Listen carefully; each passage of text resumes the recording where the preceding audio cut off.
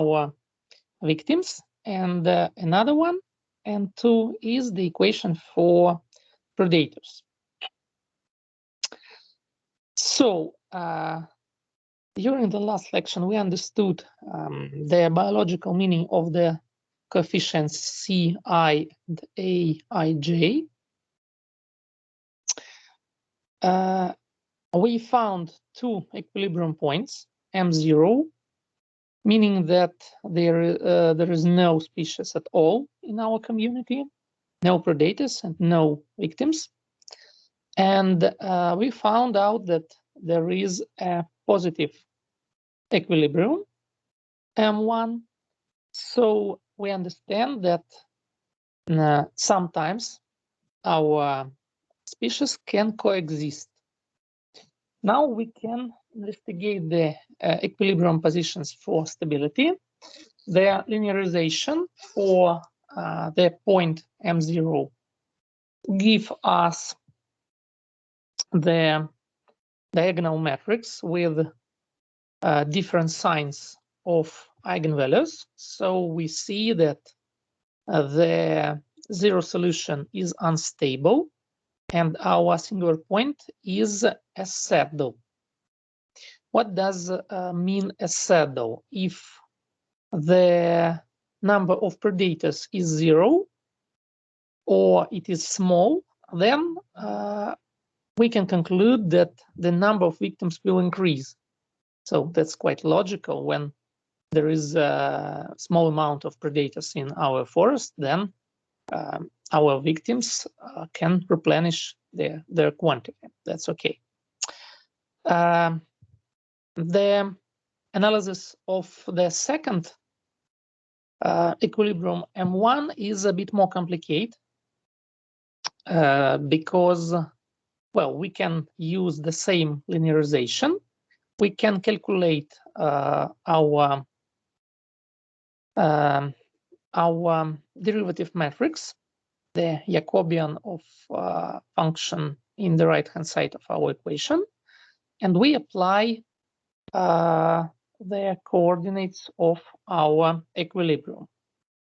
So some easy calculations give us the following matrix. We see that finally, when we apply our coordinates, we see that the diagonal elements are 0 and non-diagonal elements have the following as follows. We can see. So far, when we calculate our eigenvalues, we see that it is the same. So our characteristic equation for eigenvalues is lambda square minus C1, C2 is 0. Since the eigenvalues are purely, since C1 and C2 have different signs, then we see lambda square plus something positive. So far, all the roots of our equation must be purely imaginary. There is no real part, only imaginary part. That's why the linear approximation do not answer the question of stability, because high order terms take influence, according to Lyapunov theorem of stability. If real part of our eigenvalues are 0, at least one of them is 0, then a linear approximation doesn't give us the answer about their stability. So far, we have to use second Lyapunov method. We can consider the following function, the function 18. Function 18. It is the only Lyapunov function we'll use. All the Lyapunov function for biological models in Lotka-Volterra type looks similar to this. So first of all, First of all, what are conditions for Lyapunov function? When the function can be Lyapunov function? We know Lyapunov theorem about this second Lyapunov method. Our Lyapunov function must be positive in all n1 and 2 except the eigenvalue coordinates, and at the eigenvalue coordinate, eigenvalue, singular point coordinates. When we apply singular point, our function must be 0. So we can see that if n1 is n1 tiled and n2 is n2 tiled, then our function is 0. n1 minus n1 and the logarithm of n1 divided by n1 tiled. So it's okay. The next question, will it be positive? Will it be positive?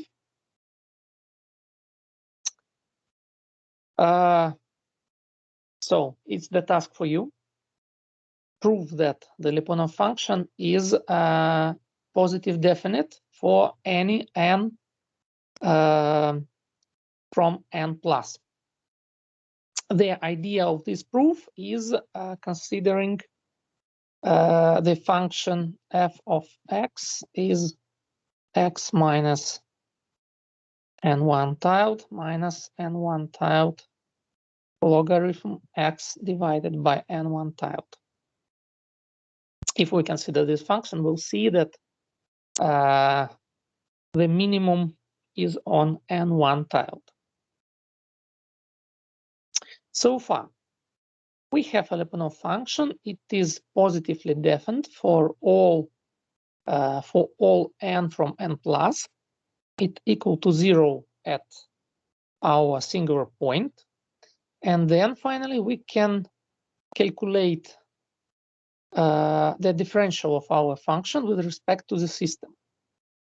So we calculate this derivative with derivative, and then we substitute the right-hand side of our equation with, we substitute n1 dot and n2 dot with the right-hand part of our equation. And it will be the derivative with respect to the system 17. So far, after some easy calculations, we can conduct that our final derivative is equal to 0. That means that the point M1 is stable since the condition of the Lyapunov theorem is satisfied. It is stable, but not asymptotically stable. And what condition should satisfy the derivative to ensure that M1 is asymptotically stable? Do you remember?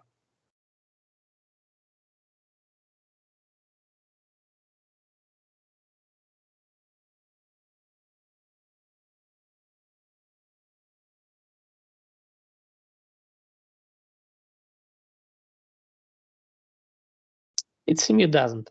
So if the derivative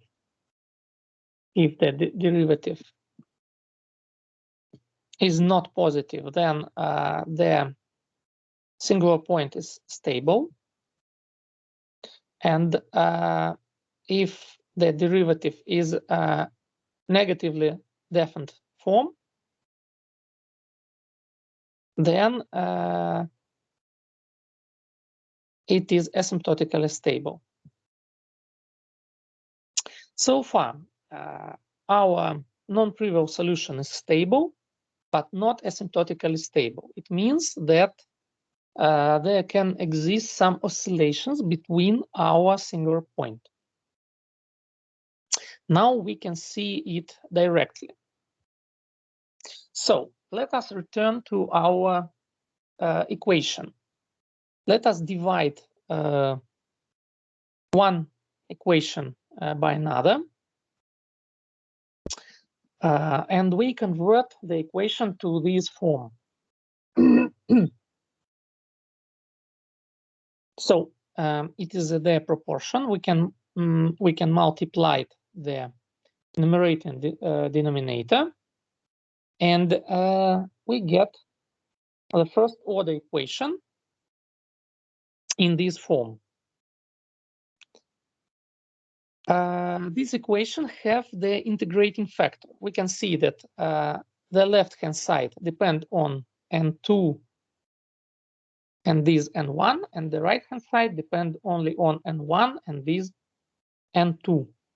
That's why dividing by n1 and 2 of the equation, we get only n2 in the left-hand side and n1 in the right-hand side. So far, we can simply integrate left and right-hand side. So far, after integrating and simplifications, we can conduct the explicit dependence between n1 and n2. So we see the general solution of our Lotka-Volterra equation. The general solution in this form. All the powers here are positive. So the shape of this curve is a bit complicated. We can draw it numerically. Finally, we can see the phase plane picture for all of our equation. What do we see? We have to. It is the phase plane. So n1 for this axis and n2 for this axis. We have two equilibriums. The first one is trivial one, and the second one is not non-trivial. We see that the curves are closed. All the solution in this equation goes along these curves, and they are rotating anti-clockwise.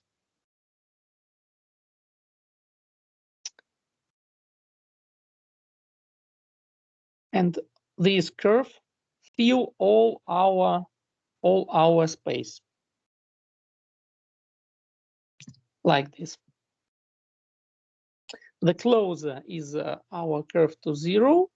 Here, the more far it goes with time.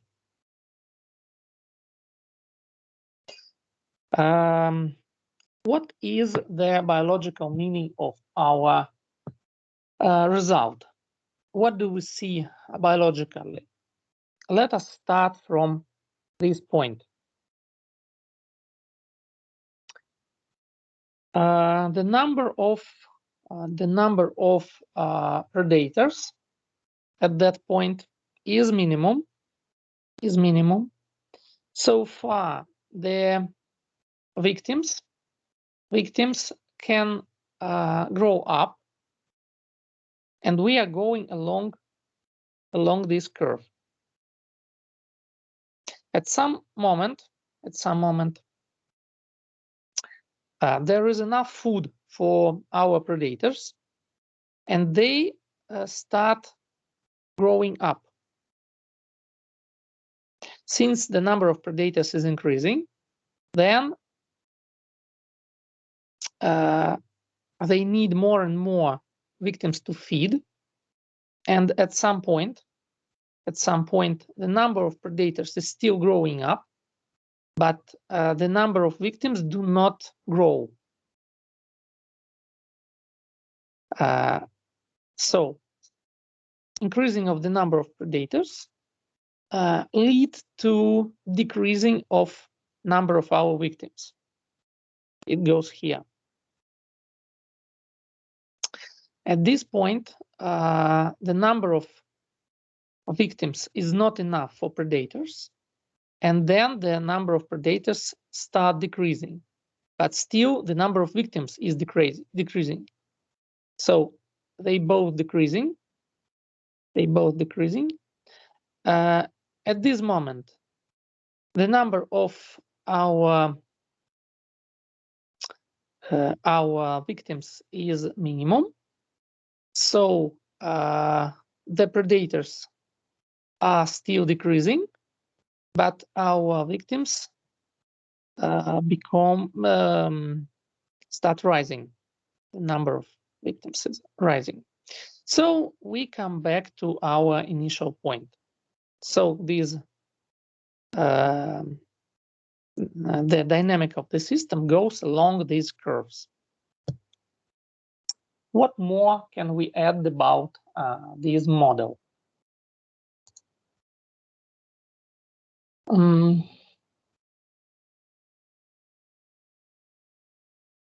First of all, we can see these cycles in the real life. For example, the hunters in Canada calculated the number of hare and lynx they could kill during the year, and they have seen that there are some years with high number of victims, and there are some years with high number of predators. And these peaks of victims and predators, they are connected in time. So there are some years with both maximums, and there are some years with minimums. If we draw a plot, a 2D plot of the numbers of hares and lynx, we'll see something similar to previous picture.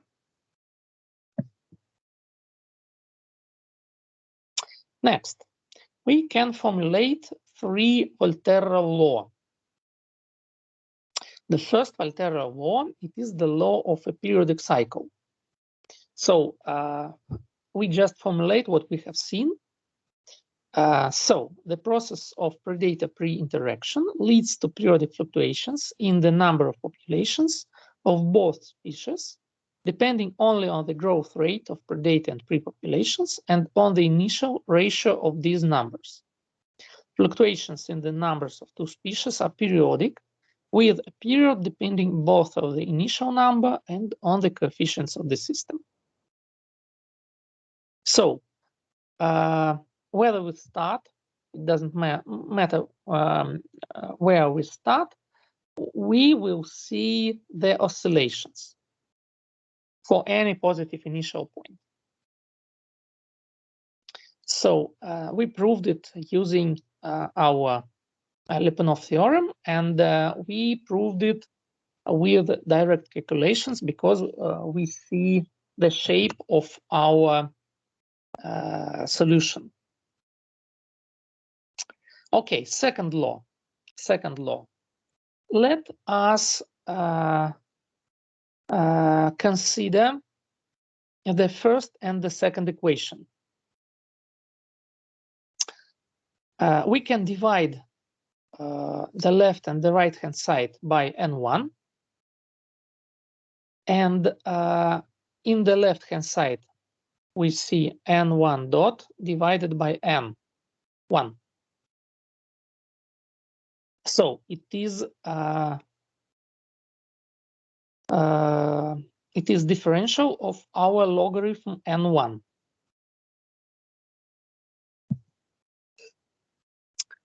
So if t is the oscillation period, we can integrate the left and the right hand side of the equation from 0 to t.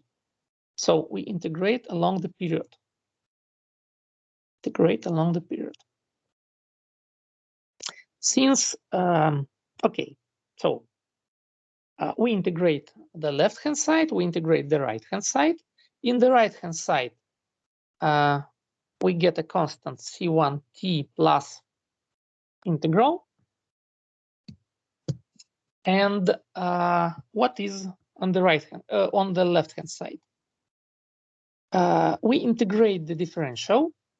So in the left hand side, there is logarithm n1 of t minus logarithm n1 of 0. And since n1 is oscillating between from 0 to time period t, it means that they must be the same, as t is oscillation period. And so far we can calculate the average number of our n2. So 1 divided by t, integral from 0 to t n2 is some positive value, minus c1 divided by a12. Moreover, we can see that this c1 divided by a12 is exactly our n2 tiled. So, and the same for n1. It is n1 tiled.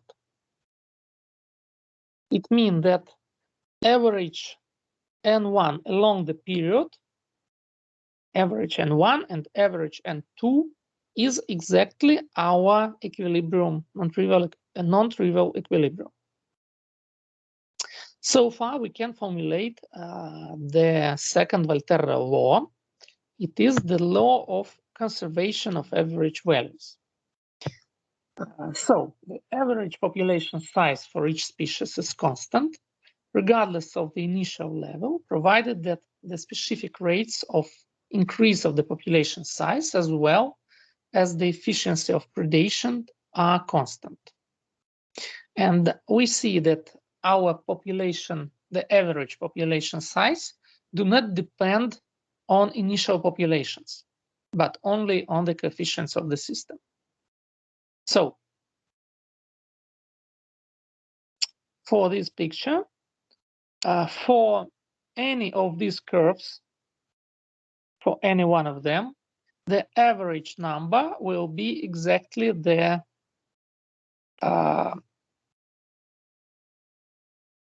n1 and n2 tiled. So the coordinates of our equilibrium.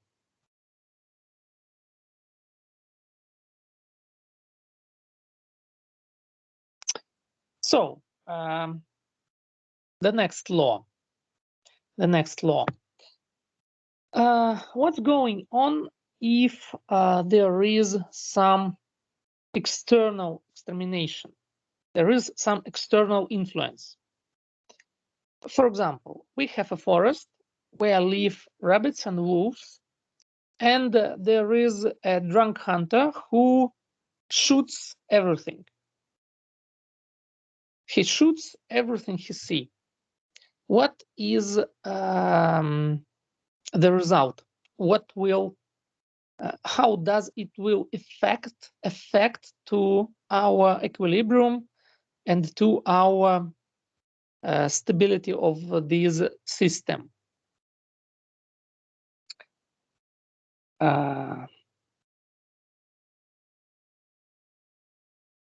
So we consider the initial equation.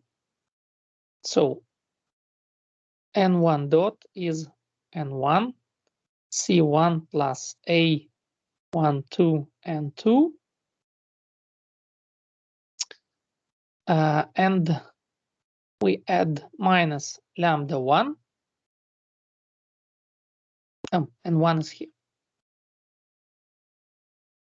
So for the first, and the same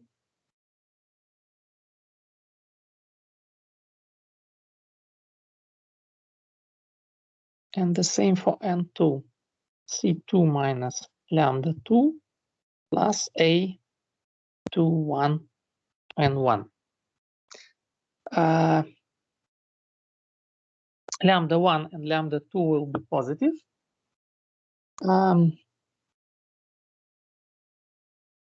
So the question is, how does it affect to our steady state?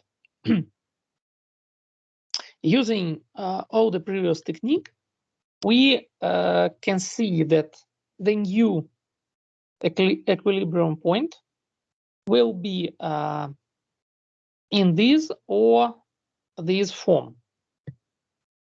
So let us analyze the signs. Lambda 2 and lambda 1, they both are positive. C1 is positive. That's why negative C1 is negative. Negative C2 is positive. A21 is positive. And A12 is negative. So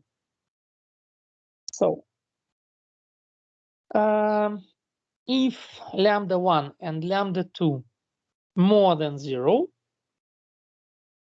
then we can conduct that average number of our victims will increase and the average number of our predators will decrease.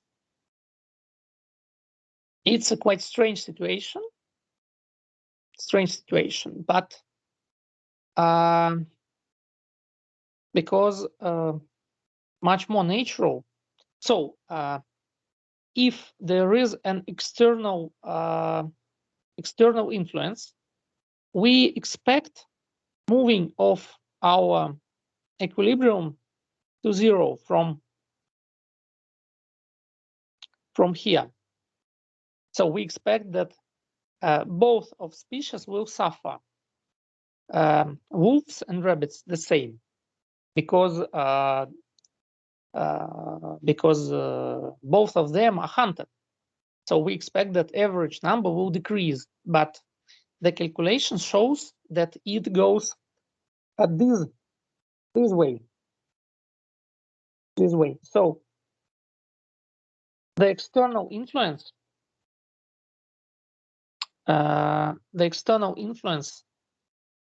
means decreasing of our predators and increasing of our victims. And we can see this situation in the real life, because when the human population take influence to some real population in the nature, we see that predators are more in danger than victims. It means that when we take influence to some biological community, first of all, we must take care of the predators, but not the victims. Maybe it's not natural for us, but it is the real situation. We have to know it and to use it when we take care of the nature.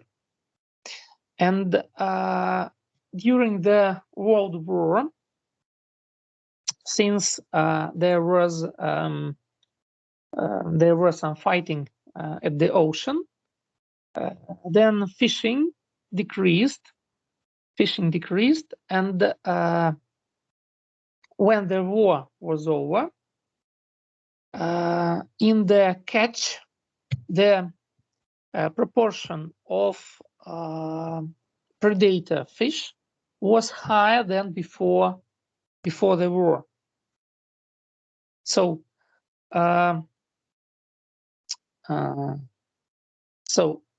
this was the fish population with human catch, And this was the fish population without human catch. So so far the third law works in real life.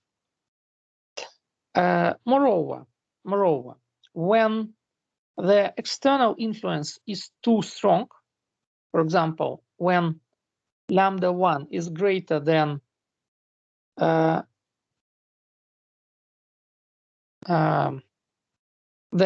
C1, then we see that N2, the coordinate of our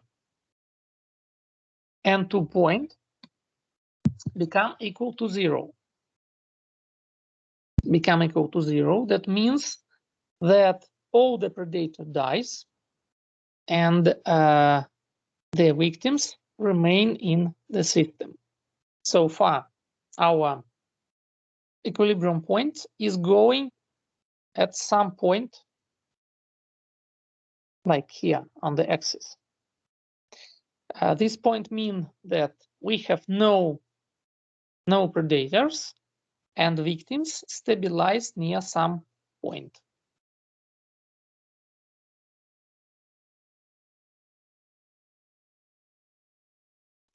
Finally, first of all, the task for you, try to prove that oscillation period can be calculated from this integral. Here, rho and phi are polar coordinates of our trajectory with the center at our equilibrium point. Well, this task looks much more complicated than previous. So far, what is the third Volterra law? We should formulate it in exact form.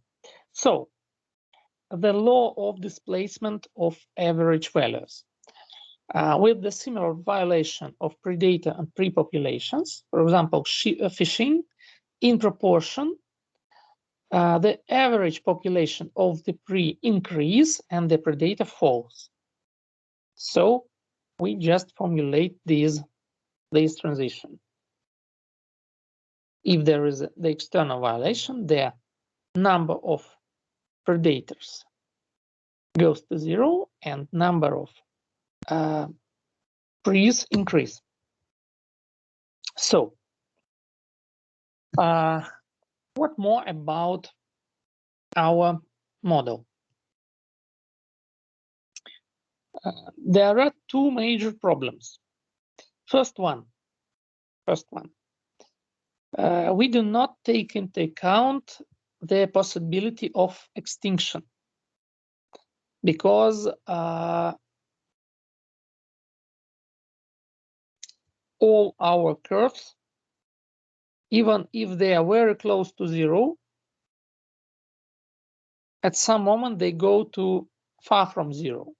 But at that moment, the number of predators is very, very small. And when we considered models with lower critical value, we can understand that there is some critical value for predators when they cannot replenish, even if the food is okay. So we want to see a model when the number of predators go to 0. It is the first problem. The second problem, the equilibrium position is stable but not asymptotically stable, and it means that any small change in our equations can make the equilibrium position unstable, and the system will go to absolutely new state. This situation is called bifurcation point. We'll speak a little about bifurcations, about bifurcation points, about what does it mean globally. Globally, from the biological point of view, it means that the dynamic of the system have some major change at that point. So, for example, the stable position become unstable.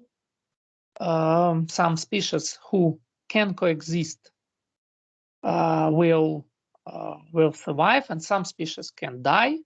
So this bifurcation point is very interesting from mathematical and biological point of view, because if we are close to this bifurcation point, we understand that the system will change soon. So sometimes it is really bad for us because, for example, some of our species will die in the changed model. So a bit more complicated model takes into account the self-limitation. So we add to right-hand side the summands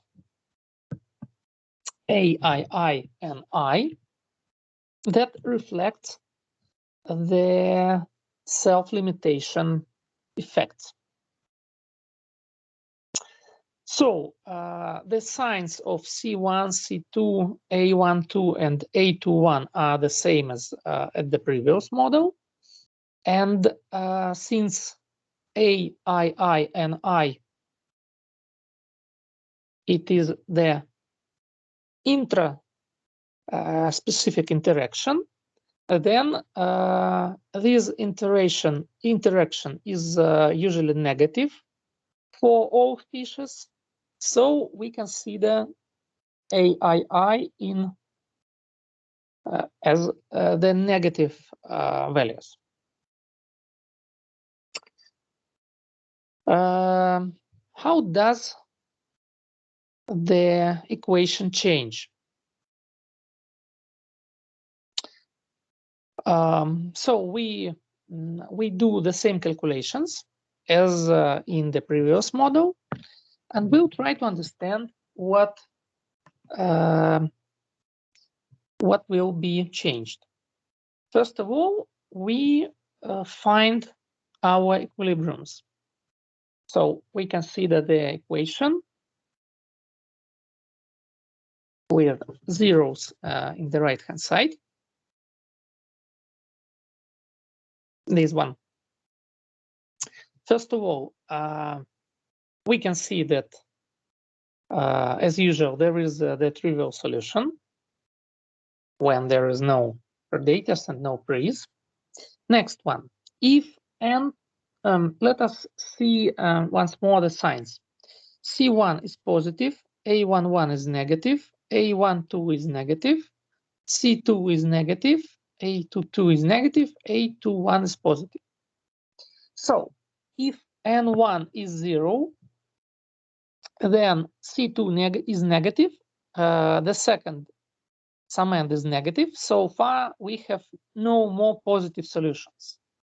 And if N2 is 0, then the first is trivial equilibrium, and the second, we get another non-trivial equilibrium from the first equation, when N1 is negative C1 divided by A11, and N2 is 0.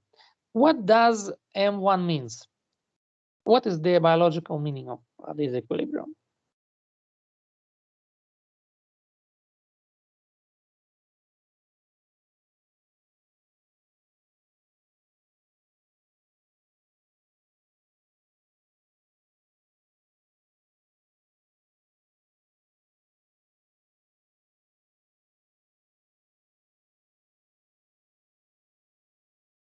Well, with no idea say here or not. Are you following the lections, or you will look at them at the very beginning before the exam? Well, it's up to you. So M1, we have some positive value of our victims, and the number of predators is 0. So this equilibrium means that the predators died and their victims stabilize near some point. So it reflects the capacity of the environment for our victims. And as in the previous case, we have the non-trivial equilibrium M2, and the coordinates are defined by the following relations. Delta is always positive. And what about the signs? Negative minus positive negative. So it is always positive. Positive plus positive, it is always positive. Always positive. And what about the second? C1, positive, positive minus negative. So it can be greater than 0 or less than 0. So the point M2 sometimes exists in the model, and sometimes it do not exist in the model. And we'll see all of these situations when there is M2 and where there is no point M2. Let's start analyzing the stability as usual. The analysis of M0 is absolutely the same as the previous case. The stable state M0 is unstable. It is the same, the saddle. And then we can consider points M1 and M2. Since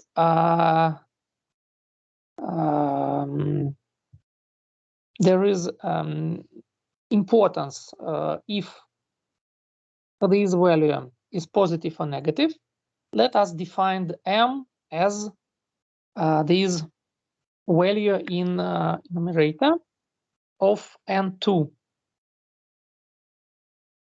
So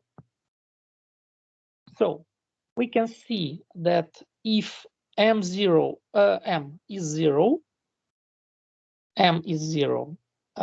then we can conduct that equilibrium states M1 and M2 will be the same. So we just calculate this fraction, taking into account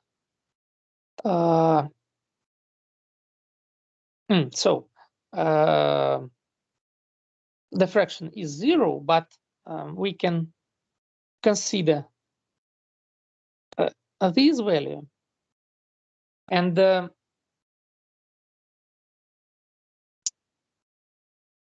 applying the new equality M0, M is 0, we can see that this quantity equals to this quantity.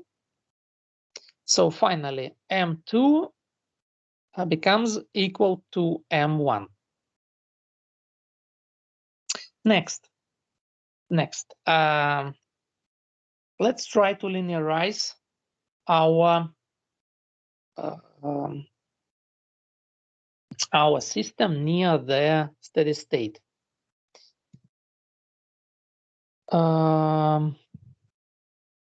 The calculation gives us the linear approximation system in this form.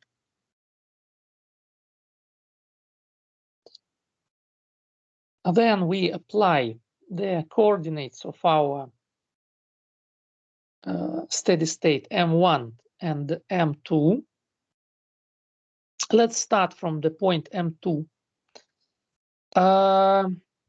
Some easy calculations shows us that for the point M2, the characteristic polynomial is in the following form. Since A11, A22 are negative, then the product will be positive, and N1 and 2 delta is also positive. So finally, we know that if all the coefficients of our characteristic polynomial of the second order are positive, then all the eigenvalues have negative real part.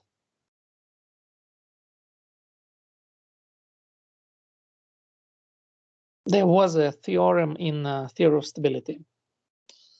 Or the same, we can find their eigenvalues,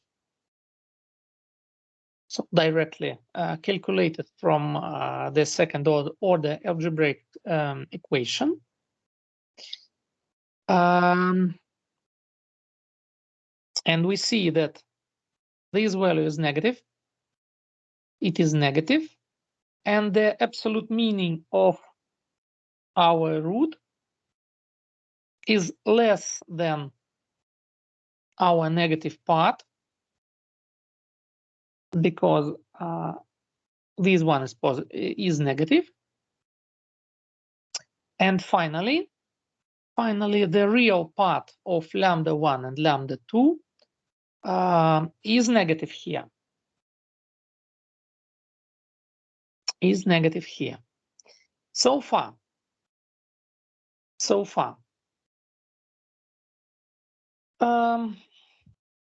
Yes. Well, you can do all the proof by yourself. Prove that the real part of lambda 1 and lambda 2 is negative. So let us consider our root. If the quantity is positive, then we have two negative real eigenvalue, and then our steady state is a stable node. If the quantity is 0, then we have two the same negative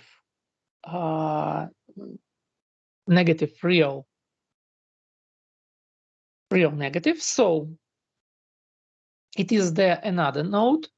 And if the quantity is negative, then we have two complex roots. So the singular point can be a node, a degenerate node, or a focus.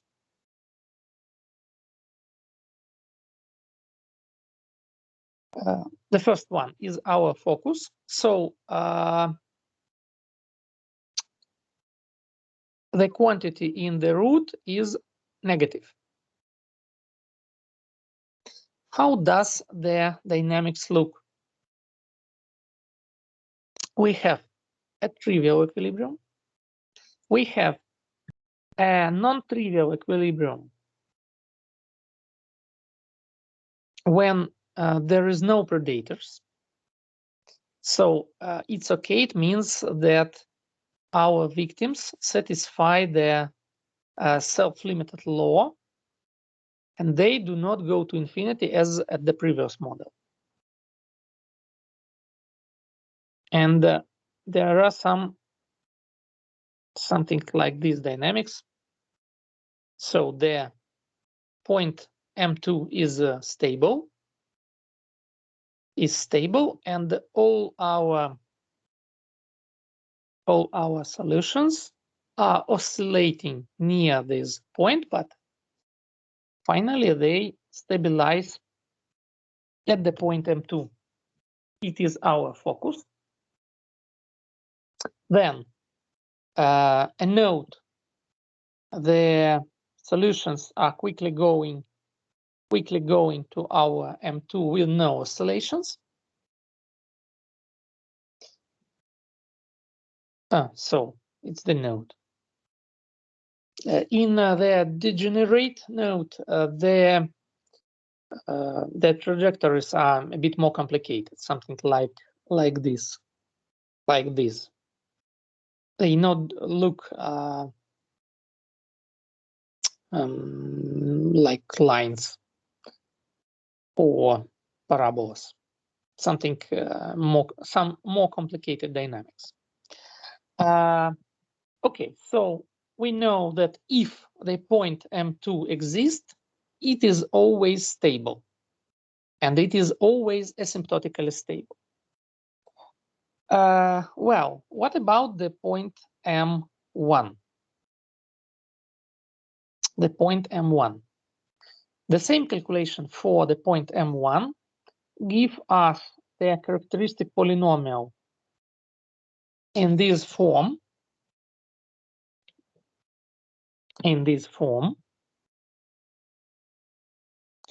And finally, we can conduct that the stability of the point M1 is totally defined by the sign of M. First, let M is negative. M is negative. What about the signs? C1 is positive, A11 is negative, positive. So if M is negative, then all the coefficients become positive, and M1 is asymptotically stable. If M is greater than 0, then the last coefficient become negative, and the point M1 is unstable. So let's sum up the results with respect to parameter M. If M is positive, then M1 is unstable and M2 is stable. If M is negative, then there is only one stable equilibrium position M1. There is only one equilibrium position. It is M1 and it is stable. So it is the situation when M. Here M is positive, and here M is negative,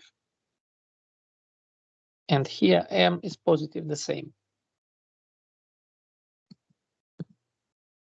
So we have two completely different type of the dynamics. First one, if M is positive, then we see that our species can coexist, that M1 is not stable and M2 is stable. The same, M1 is not stable. The trajectory goes from M1 to M2, and M2 is the globally asymptotic stable point. And when M is negative or equal to 0, then we see that the predators are dying. The predators are dying. So final result is the extinction of our predators. Finally, when we see a real biological model, we can calculate our M depending on the trajectories that we see. And if we see that m become close to 0 or m become negative, it means that our predators will die. That's why we have to take control on this value, and we can try to increase it somehow. For example, we can ban hunting the predators. It can increase our M, or we can give them some safe nests and so on. If we are speaking about fishing, for example, we can ban fishing of these predators and so on. So this point M, this value M, can be a bifurcation point of our system. We see that when M cross 0 from positive to negative, all the dynamics of our system is absolutely changed. Moreover, if at that situation M is greater than 0, when we decrease M, our equilibrium point M2 start going more close and close to M1. So decrease of M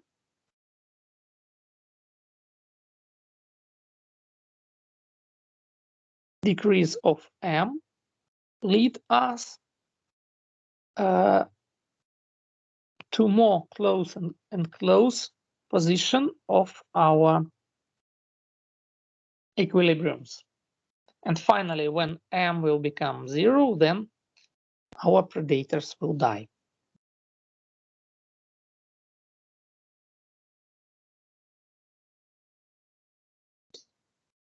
Another task for you, make the variable change, leading the system to the form with the least number of parameters. So as in the equation for one population, we can decrease number of parameters. You can find out the system with least number of parameters.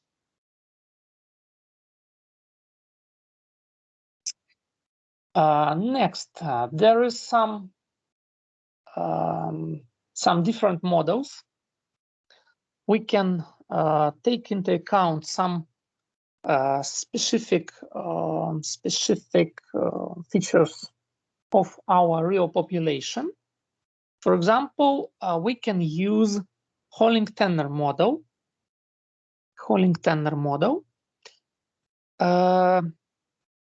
It takes into account some more ideas. First of all, the speed of reproduction in the absence of predators is linear. So if there is no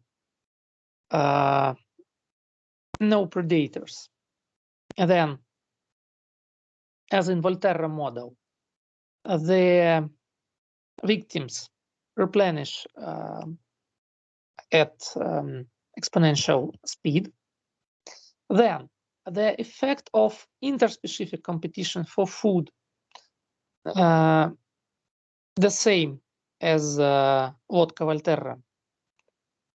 Both of these coefficients are similar. Next, the influence of predators in a bit more different way. In Vodka-Volterra equation, we have simply Wn1 and 2, and here Holling-Tanner take into account that predator stop killing when they are fed enough.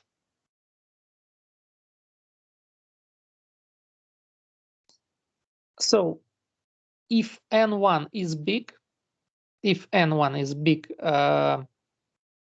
comparing with some constant d, then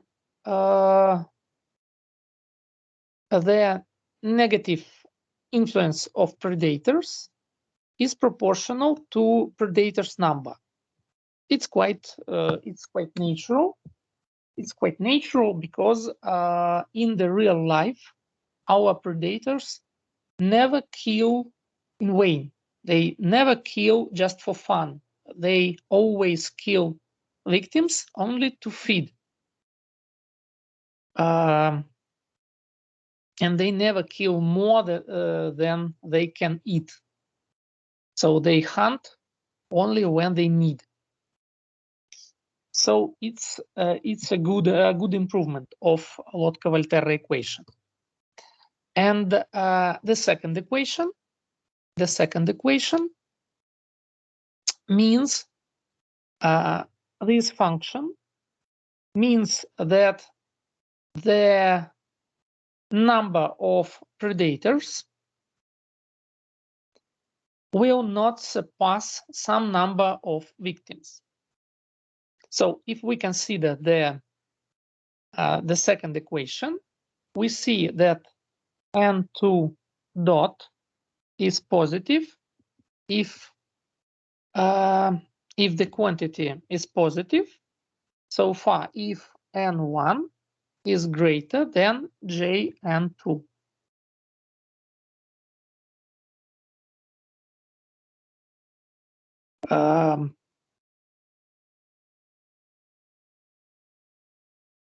So it's just a proportional restriction to the predator's number.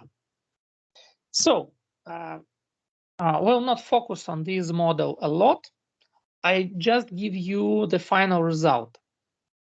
It is interesting from the mathematical point of view that if S is small enough in this model, in the system can exist a stable limit cycle.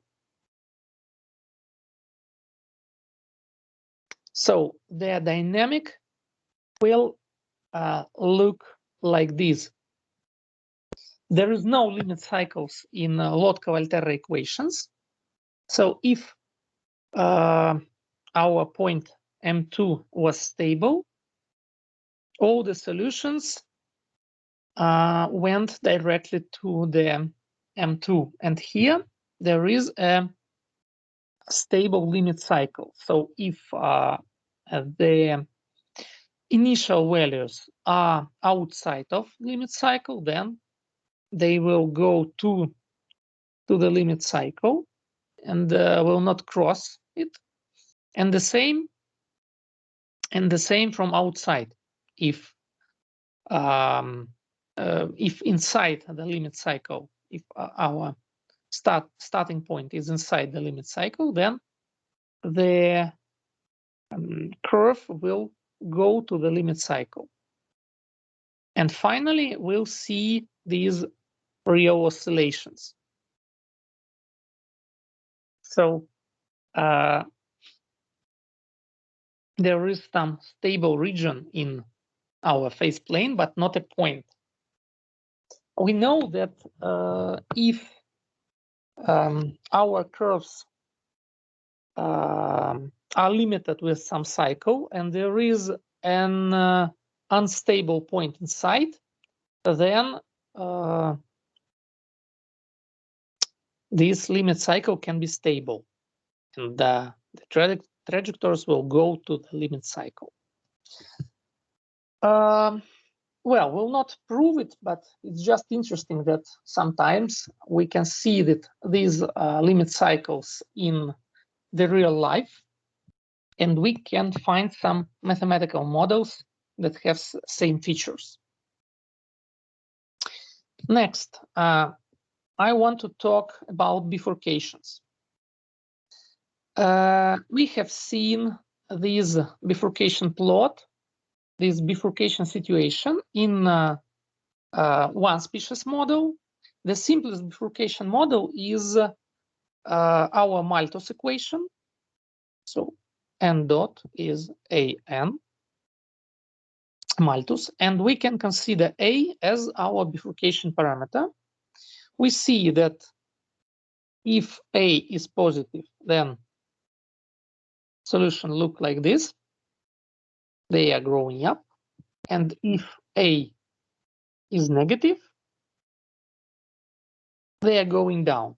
So if we draw a plot on the a-axis, we have two regions separated by 0. In this region, when a is negative, we see this picture, and if a is positive, we see another picture. And this 0 line, it is in another picture. If a is 0, then all the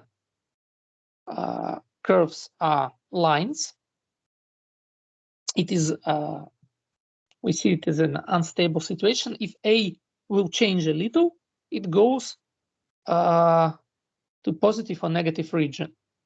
So bifurcation is a qualitative change in the behavior of the dynamic system with an infinitely small change in its parameters. There is a whole bifurcation theory, the small parameter method, and so on. The sequence of bifurcations that change the properties of our system is called a scenario. So there is some types of the bifurcation. What can be the bifurcations? The simplest type of bifurcation is a saddle node bifurcation. We consider only one equation with a small r. A small r, and x is also close to 0. We'll see how does will change the equation when r will cross 0.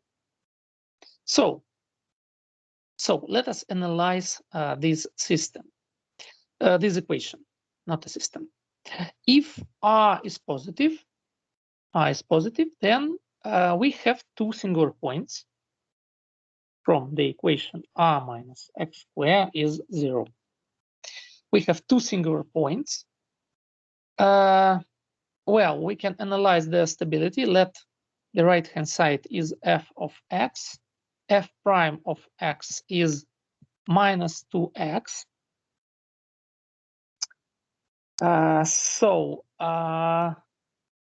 The positive one, if x is plus square root of r, then f prime of plus root is negative 2 square root of r, so it is negative. And the another negative square root,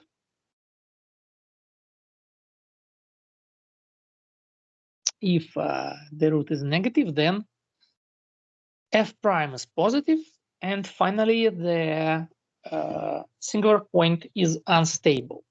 So one point is stable, another point is unstable. Next, if r is 0, then we have only one singular point that is stable only if for positive time.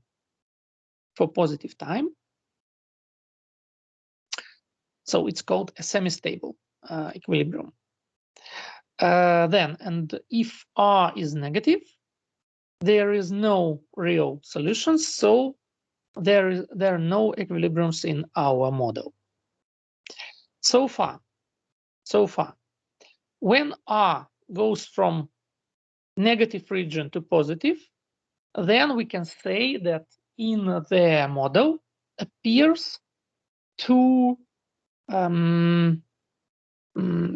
singular points. One, it is stable, and another is not stable.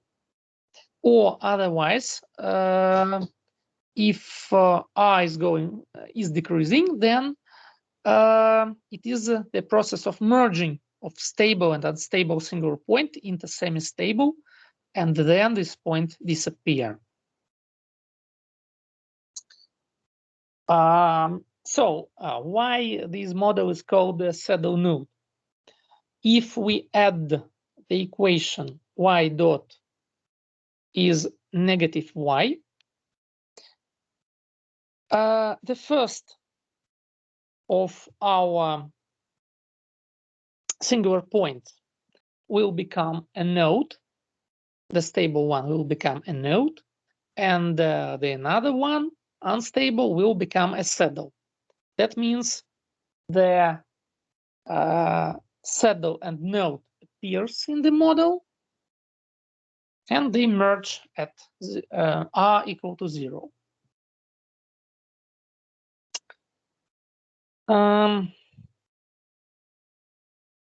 So you can draw a parametric plot of this bifurcation, but I'm gonna give you the figures. Well, I think we should to do this. So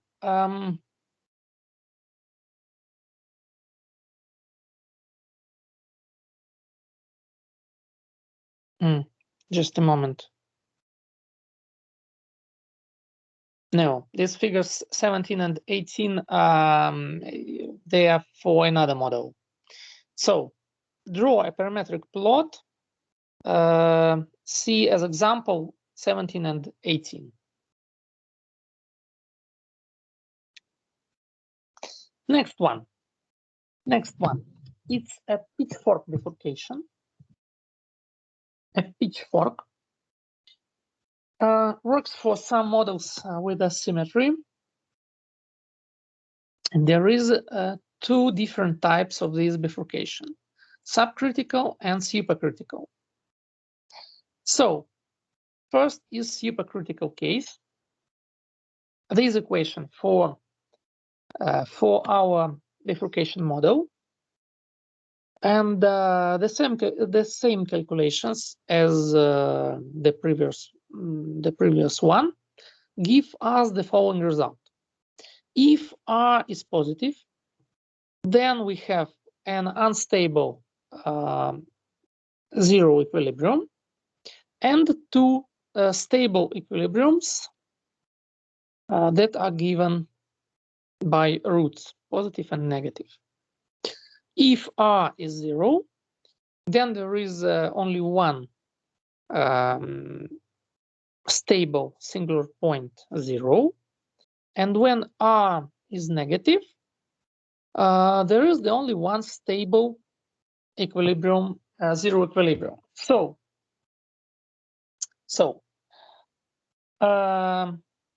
when R crosses 0, then the stable equilibrium state becomes unstable, and moreover, in the system arise two stable equilibriums. So the picture for the supercritical bifurcation: the solid points means stable equilibriums, and the dashed one, it is unstable. So when R was negative, there was only one stable equilibrium.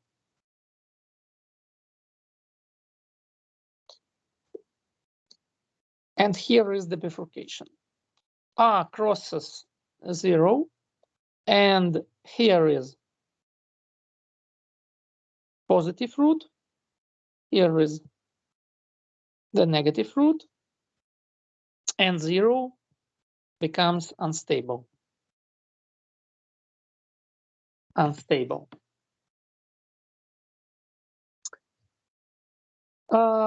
Next one is a subcritical bifurcation. Now we add x cubed, but not subtract. In this case, in this case, the stability and instability of the points is reversed, and we see the same picture, but now only the trivial equilibrium is stable when I is negative, and all the another equilibriums are unstable.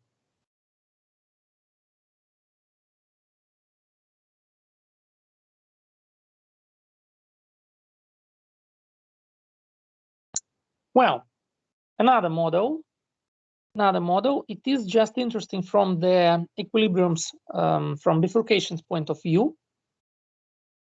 It's really very complicated. I have seen a whole book about this model, something like 200 pages. So we just consider our usual Volterra equation and add only one improvement, only one small improvement.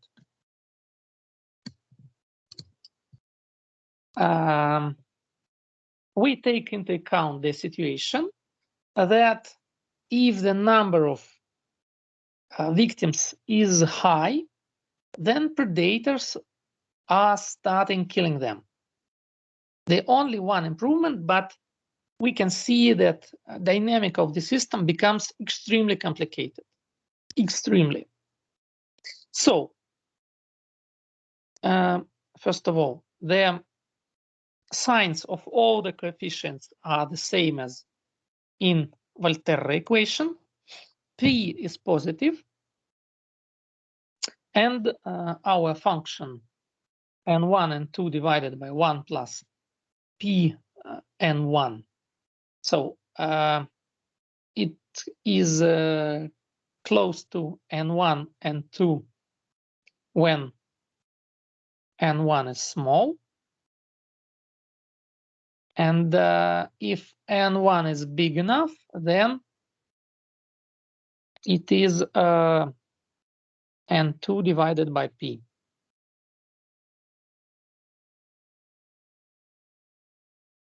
So if the number of victims is small, then the transition of biomass depends on the rate of the encampments when our victim and predators they meet, then predators kill. And if the number of victims is quite large, then the transition of biomass is proportional to the number of predators. Okay, so we add this function, and what is the result? So first of all, we can replace the variables, and we can decrease the number of coefficients. Finally, we get the equation with only 4 coefficients: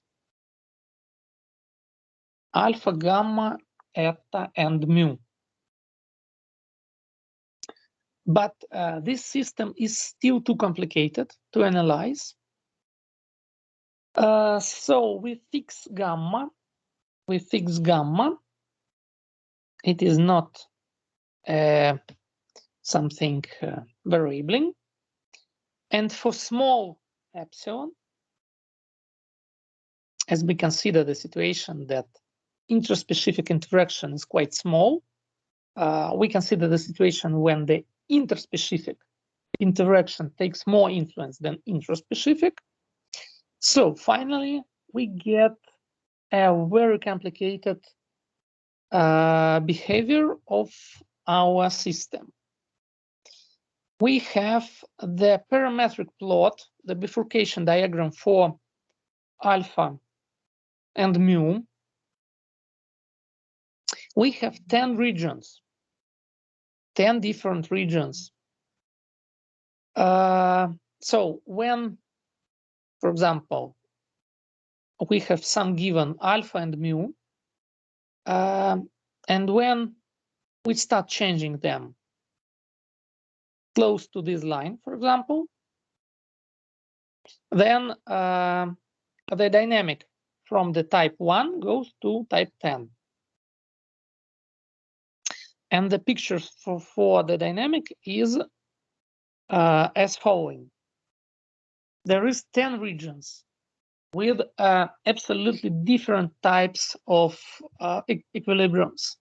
There can be one stable equilibrium, two stable equilibriums, one stable limit cycle, a stable limit cycle and stable equilibrium outside, a stable limit cycle and unstable equilibrium inside, and so on.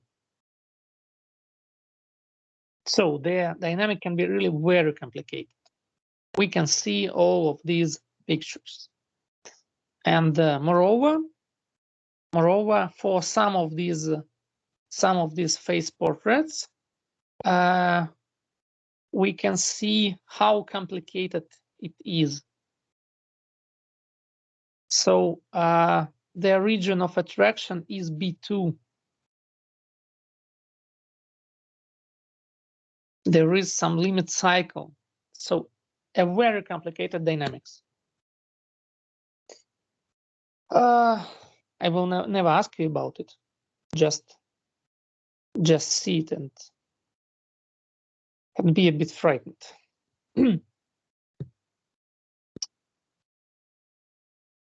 So, well, I think it is enough for today. We are close to finish our two system models. And at the next lection, we'll consider Kolmogorov model. It deals in our Lotka-Volterra equations. There are some fixed functions. So it's just the mix of linear functions and quadruple functions. And in the Kolmogorov model, we consider some arbitrary functions instead, with some fixed features.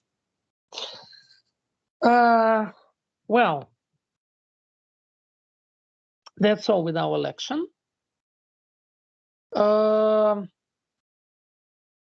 Let us wait for 10 minutes, and then we'll turn to practice. I see that some of you are listed for presentations for today. So are you prepared? Yes. Well, okay, let's make a 10 minutes break. And then we'll turn to our presentations. Okay. Well, thank you for attention.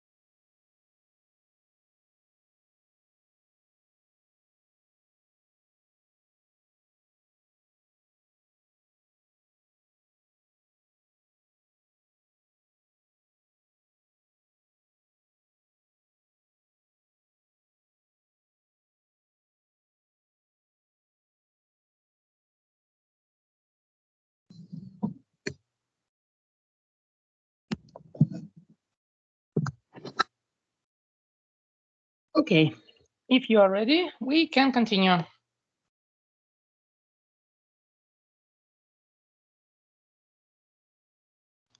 Yeah, I think we'll be the first speaker, if you don't mind. Okay, let us a little bit wait for another students while I will show you my screen. Okay. Oh, I found. Yeah, I think now you can see Yeah, my presentation, and if I make it full screen, you see it too, right? Perfect. Okay, so today I'm going to talk with you actually about unique tokens, and the current one is NFT. But first things first, I want to start with the question, what is the connection between the music, piece of art, toilet paper, and tacos? Actually, it's not trivial question, and due to my topic, answer is NFT. It's a new trend in crypto and all that stuff. So today we will infer this information from my speech, and we'll clarify what it is, how many crypto in this world, how and why does it work actually, and how to make money on it. It's our vital question, the most interesting part of my speech. So be ready. There are a lot of hype around this topic. Somebody says that it's a threat for simple people. Others says that it is a new way of investing and it will change investing forever. But let's consider what is NFT. Actually, it's a short name for non-fungible token. What does it mean, fungible and non-fungible?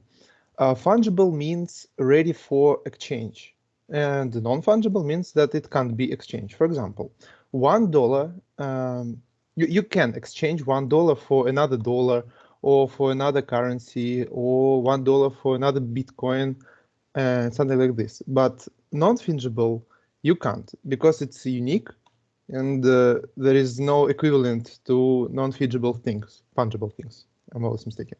So as you can see in this picture, Bitcoin as a cryptocurrency is fungible too, as a dollar, as rubles, as anything else.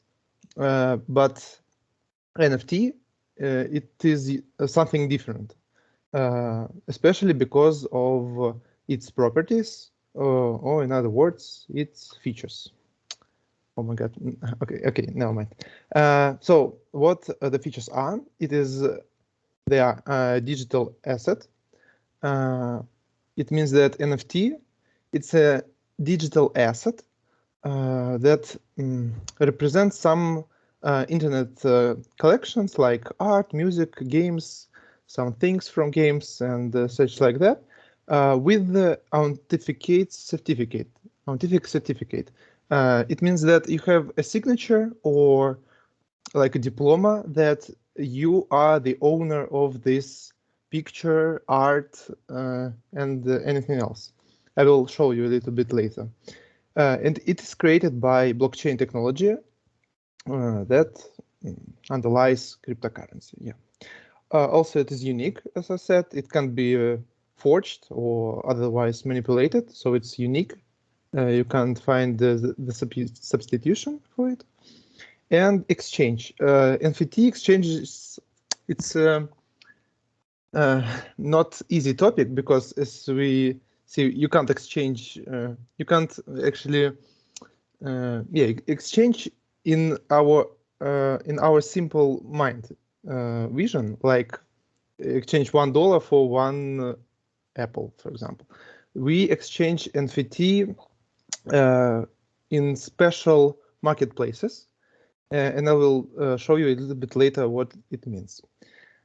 Okay, some examples. It is a GIF of Dogecoin, and Dogecoin by itself, it's not NFT. It's just currency, like Bitcoin, Dogecoin, Boostcoin, and others.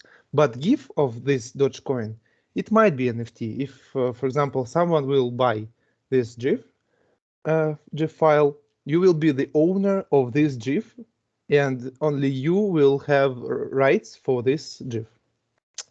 Actually, it costs a lot. Quite a lot, but actually the funny point in this is I just can copy this file. I'm not the owner, but I can use this GIF. I can see it. I can send to anyone. So I'm not prohibited to do it, and I have not to have this GIF like an owner, but I can use it. Also, it's a CryptoPunk theme. As you can see, it's just the first of more than 6,000 CryptoPunks. Gucci Ghost, it costs a lot. And oh yeah, Nike, it's I think the most painful part. As you can see, Nike invest a lot of money in this topic, and they made this video, and it is NFT. As you can see, it's just 6 seconds, yeah, 6 seconds repeated, and it cost approximately $60,000. I will show you. So just this video, to be the owner of this video, you have to pay a little bit.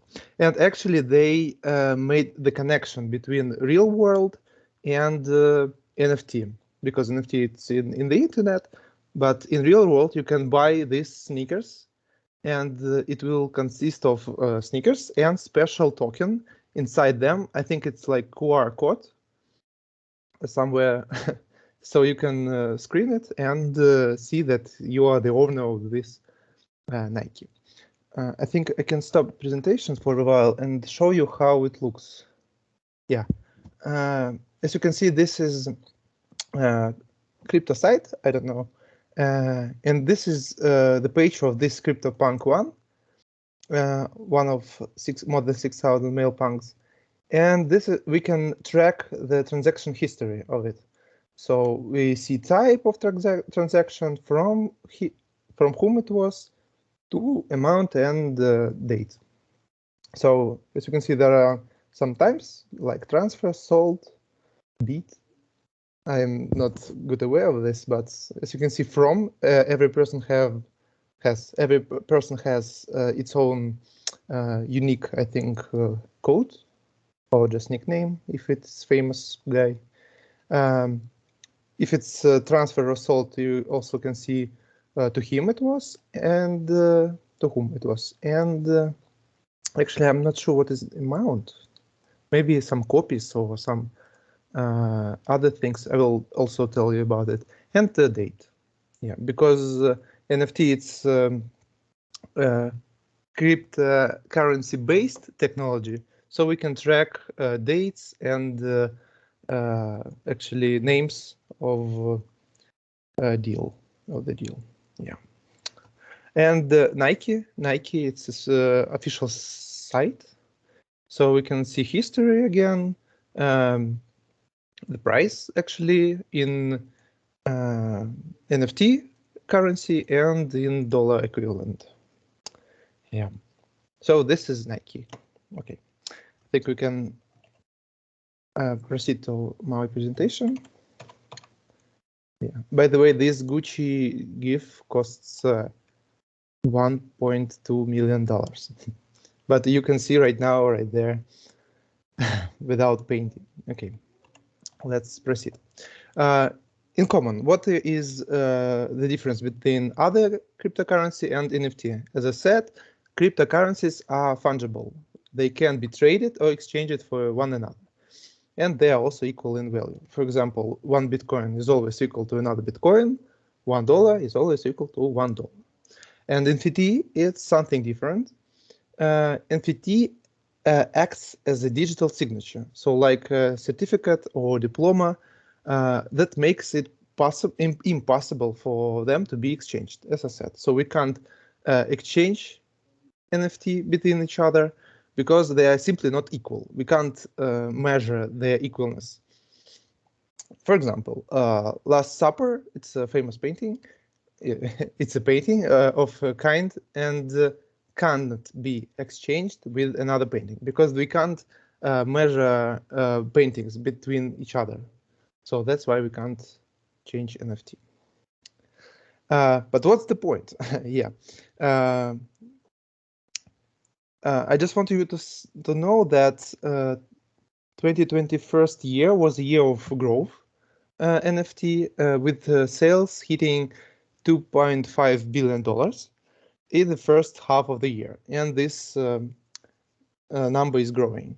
So actually, there are two ways to how to make money, and the first is to create the content and sell it, and another is to trade.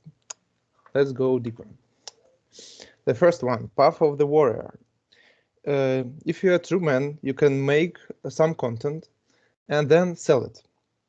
Why it is maybe be interested for anyone else. For example, you are the beginner in art, or you are not famous as much, so you can't be represented in some famous showrooms or anywhere else, but you have to start your career, right? So for example, you are a beginner painter and you paint a piece of art, so you want to sell it, but you can do it only for a few price, first of all, and only for some current people, like in special platforms, marketplaces. That's why you can choose NFT like a currency for your job. So you, as you can see, list of actions what you have to do. First of all, you for example, draw an art, then find the marketplace where you want to sell it, then mint the NFT. It means to create NFT token for your art. So you will have your personal signature for this art, and this digital art will consist of some code related to your art and some code related to your signature. Then link your wallet and list your content. List, it means to publish, actually, your content. So it's a true path of real men, but actually it's not for us. We don't want to paint anything, or actually, where it might be also, for example, I don't know, actually. You can you can, for example, write the music, why not? All that stuff, like digital information, some kind of digital information, maybe news, maybe newspaper, I don't know, something like this. You can feel free what you want to do. But another way is path of tradement. You can buy something with NFT currency and resell it more expensive when it grows. As you can see, you don't have to create anything. You just have to find the exact moment when to buy, when to sell. For example, if you remember this picture with the CryptoPunk, it's only one of 6,000 of them, but actually you can collect all of them. It's not that easy, but you can, and sell it more expensive than one by one. It's just like an example. Okay, but actually, yeah, I think this one, there is another way. Actually, you can buy NFT, some kind of NFT, like, for example, let's take the topic of gaming, and for example, you play some collectionable card game like Pokemon game or Spider-Man game with cards.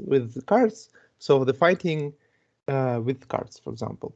You can buy one card, one powerful card, for example, Spider-Man. You can buy Spider-Man and rent it for another person. Not at all, but just for some time, like for 2 days. This player will play with this card, maybe win something, important for this player. And then return to owner this card. And actually you will make money like renting flats in Moscow, some kind of this business. Or like if we are talking about art, you can let somebody use your picture as avatar or as official pages for some time, and then it will come back to you. Okay, what is the future of NFTs? NFTs. Actually, the future of this technology is unknown, because there are a lot of people who believe that NFTs are here to stay and will continue to grow in investing sphere. But actually there are a lot of experts that don't think so, and it's like a bubble ready to pop. But actually, talking about me, I think it's more reliable than not, and I would I want to have some NFT, because you can, for example, you have some NFTs costs quite a lot, like $70 million. This is in the middle. You can see the page of 5,000 pictures that one man made of his life. So every day he just took a photo of him and make a collage like this and sell it for $70 million. Or you can just, it is the famous QR code, sold. No, sold. So, never mind. By NFT, and it took only 20 minutes for the author to make it, and it costs quite a lot, as you can see. Or you can make a real piece of art, like it is the art called Angel of Bitcoin, I guess, something like this. And it costs quite a lot and looks really beautiful. So, in short, it's important to remember that the process of selling NFTs may be straightforward. It may not be as easy as it seems. So you have to always moderate all the processes in the world. So you have to be on the wave of hype. So yeah, to be in the topic as deep as you can, and to track all hype topics in the world. And that's how you can be successful in trading and in NFT. Actually, what was the answer for the first question? What is the common? All of it can be NFT, and like we can transform these pages with the NFT tokens, have its own signature, and we can be the owner of this signature and sell it or rent it or trade with another people. That's all. Okay. Well, what do you think? What will be the result? Will these NFT that cost now millions will cost millions forever? Yeah, it's a good question. It's like I read some articles related to the cost of NFT and why it's cost a lot. It costs a lot because of like a real art pieces of art, like famous Manet's arts, Hugo arts, and actually looks like it will cost further. So, or maybe even because of the transaction. For example, if I will buy this, what it is, I don't know, this image for $70 million, approximately like $69 million, I will send it for $70 million and another man for $71 million. So it looks like the trend is growing. And actually, yeah, there are a lot of experts that are assured that it will live forever, and the cost of information will only growing. So I'm stick to this opinion too. Mm-hmm. So you think it will grow for forever? Yeah, because yeah, why not? But still, it is not an art. It is absolutely useless. You have some. Maybe we are not understanding something, right? Maybe something is shied, or maybe I'm not as good as them who can buy this image for $70 million, but actually we can use it without buying. This is the main point why we can think that it will ruin and will lost. For example, we can just copy this image as I did for making this presentation. I just copied this image.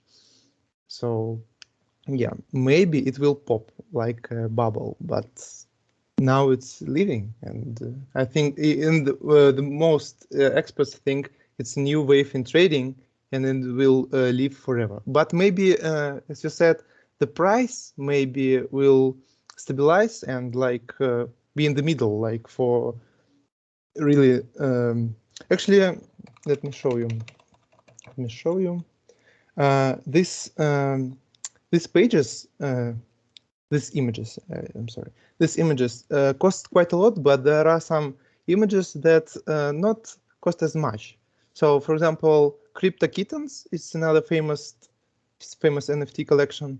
They cost approximately $2 or $3, but if you have a collection of it, you can, because there are a lot of different styles of kittens and something like this. So there are 100,000 kittens in NFT. So if you have a whole collection of it, you can sell it for real big money. So I think it will live. So yeah, approximately 10 or 20 years at least. But still, it's very strange because the price is not fixed, and the amount of content is growing up. Yeah. So it's really very strange for me. For me I too, understand actually. that. I understand why bitcoins cost a lot. Okay, well, it has some reason. Because the amount of bitcoins is limited and so on, but the amount of these NFTs is absolutely unlimited. Yeah, of and course. we cannot compare them. Yeah, and also content is unlimited. The amount of content is unlimited, so you can generate these pictures all day long and mint these NFTs. So looks like it should work. So it's very strange because maybe in art, what can be expensive? Something that is made for the first time, like Manet. He introduced Impressionism, and so the first picture in the style, in the new style, is absolutely can cost Unique, absolutely like. crazy money. Yeah. But here, okay, maybe the first picture that was converted to NFT token, yes, it cost a lot because it was the first. But when there is a million of these tokens, Yeah, I have no but idea. it is maybe because of, first of all, hype. It is valuable for a lot of people. Maybe it's valuable because of actually the rights. You know that the history of, for example, okay, let's take art and Monet's pictures. It survived quite a lot. a lot of wars, a lot of revolutions, and like Mona Lisa and other ones. So they are valued because of history, right? Because they survived for quite a lot of time. These ones maybe are valued because of the technology, because of hype, because of let's say actually we can maybe it will transform to the connection between NFT and real world objects like this Nike, because this Nike, it's not only the video, you can be the owner of this video, but also you can be the owner of this sneakers, these Nikes. And yeah, maybe it will be like a common currency for our world. Doesn't Something look like this. like a currency because we cannot compare them. You said Yes, that but we it's cannot trending. compare. We can we can trade objects for some. If you remember, the people start with the trading. When we haven't currency like money or banks, we just trade things. For example, tissue for leather. I don't know, 2 legs of cow to 1 head of pig, something like this. And this, I think this is the same, something the same. Maybe. I think there are some experts in this who can explain why does this NFT is more valuable than another, why it is well popular or so on. So maybe the same with the art, because when you look at the picture that is painted in some new technique, you usually do not understand anything. Look at well Malevich or Kandinsky pictures, or someone more close to us. You really don't understand. Okay, you see, for example, a triangle or a rectangle, and that's all. One is black and another is, for example, red, and you really don't understand anything about it. So if the picture have its own well history, some reason of appearing and so on, or maybe the artist is well known, so all of these combined give us some this price, but here no ideas. Maybe it is the same. So it is the new art appeared, and we just don't understand it. Actually, I forget to mention that it maybe costs as much because of the rights. So when you the owner of something, it costs a lot actually. If you're an owner for anything, so you pay this money to be the owner of this data, and actually it's something new, right? Yes, sure, but it is absolutely strange for me. I really understand that it really can cost a lot, but I have no ideas why. So it's just a strange situation. But well, if someone buy, maybe it really worth something. Yeah. Because well, the price one is buying, another is selling, so there is some agreement in this society. So it's normal. Well, it was interesting. Okay, thank you. Who is next?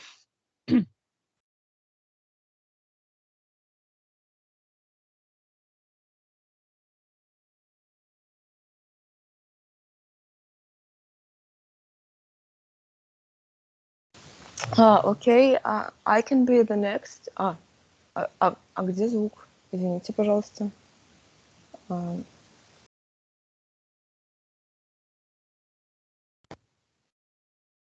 Now? I don't hear you. We hear you. Okay, I can hear you now. Sorry. So, okay. Do you see my screen? Mm-hmm. Okay. Today I'm going to tell you about epigenetics. And firstly, let's remember how DNA works. Our DNA consists not only of genes. Genes make up only about 1% of our DNA, and DNA sequences outside this 1% are involved in regulating when, how, and how much of a protein is made. So DNA's instructions are used to make proteins in a two-step process. First, enzymes read the information in a DNA molecule and transcribe it into a molecule called messenger ribonucleic acid, or mRNA. And next, the information contained in the mRNA molecule is translated into the language of amino acids, which are the building blocks of proteins. This language tells the cell's protein-making machinery, ribosomes, how to make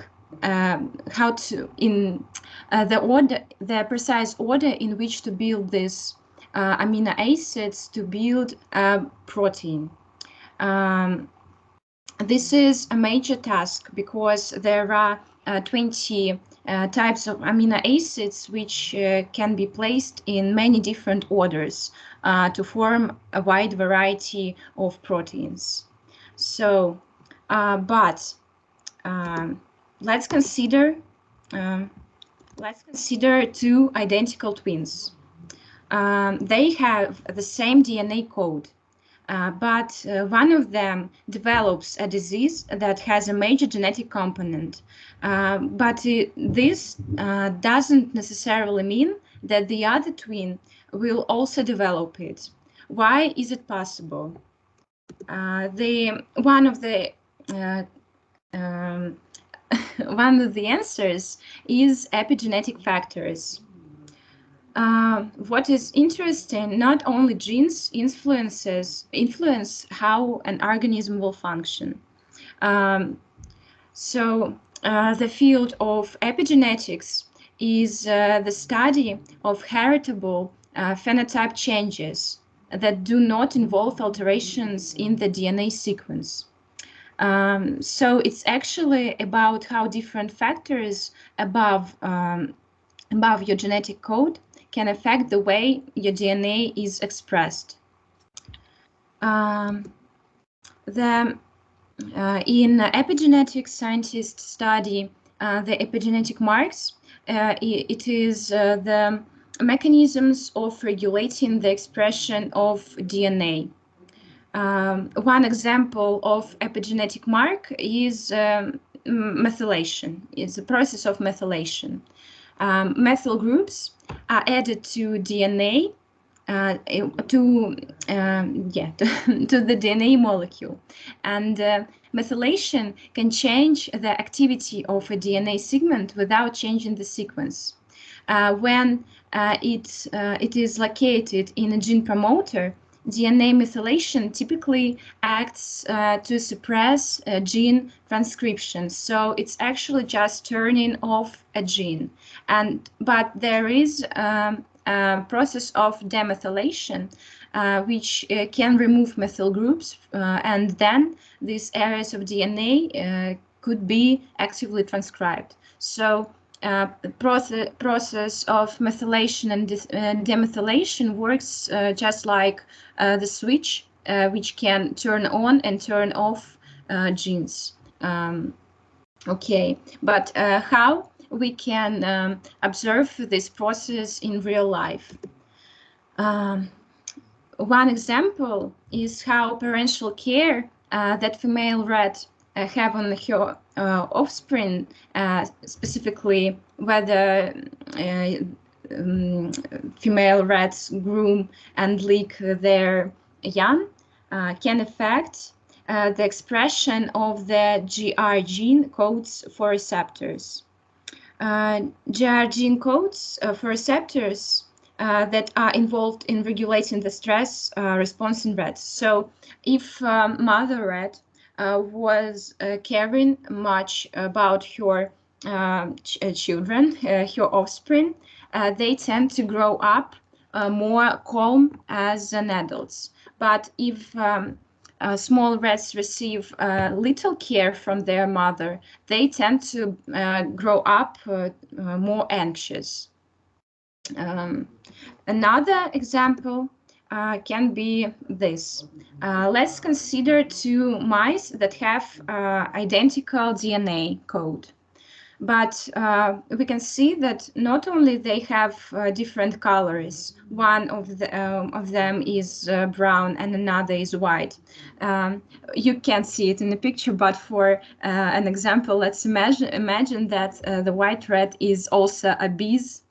And why is it possible? It is because in the white mouse, a gene called the agouti gene is being actively transcribed. And the gene is not being actively transcribed in its twin. It is actually methylated. And it turns out the active agouti gene can affect more than the color, as the agouti mouse, as it also makes this mouse prone to be obese and prone to specific diseases. So scientists found that the environment that a pregnant mouse is in and the diet that the pregnant mouse has can impact whether the offspring will have this agouti gene active. So it's actually passed down. If a pregnant mouse is fed good foods, the foods that are rich in methyl groups, it turns out that these decrease the expression of the agouti gene in her offspring, even if the pregnant mouse herself fully expressed the agouti gene. So if the mother mouse eats foods that are lack these methyl groups, and some unhealthy food, if we can call it, her offspring will be prone to be obese and prone to different diseases. But even if she has this agouti gene expressed, if she will receive food, good food, rich in methyl groups, her offspring will be more healthy. Okay, yeah, I forgot about this picture. But after this, we can ask a question about if epigenetic marks are inheritable or not. We used to think that a new embryos epigenome was completely erased and rebuilt from scratch, but this isn't completely true. Some epigenetic tags remain in place as genetic information passes from generation to generation. This process is called epigenetic inheritance. Epigenetic inheritance is an unconventional finding. It goes against the idea that inheritance happens only through the DNA code, and it means that a parent's experience in a form of epigenetic tags can be passed down to future generations. So it's actually some features that the parents get while their life, and it can be passed to their generation. Of course, not all these epigenetic tags, but some can. But why this topic is important for people? There was only examples on mice. Can we say something about people? Many diseases that have a genetic component can involve epigenetics. So alterations of DNA methylation can have been recognized as an important component of cancer development. With cancer, we know that we have an uncontrolled growth of a person's own cells that are not functioning like they should, which can mean that there are genes that are actively transcribed that should be turned off, or vice versa. So maybe we can, using methylation, we can turn off a specific gene that should not be transcribed.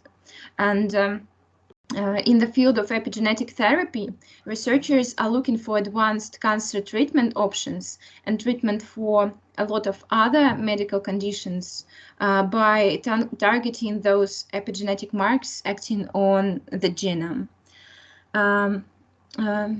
So that's all I wanted to say. Maybe you have some questions. I think it is a good idea to add another presentation about our technology to yours, because it's really interesting how can we change these DNA sequences. Mm-hmm. There are some technologies. Yes, I have seen. There will be a presentation about this CRISPR technology. It's really interesting. Yeah. So I think you should be the next to tell us how do we really change these sequences, and what can we do, and what can we, what are the problems, and so on. There are some problem, Rodcho Daria. She has some important things to do, and I will let you to do the first. I asked Igor to Be be the next, just because I have to go. No problem. Thank you a lot. So,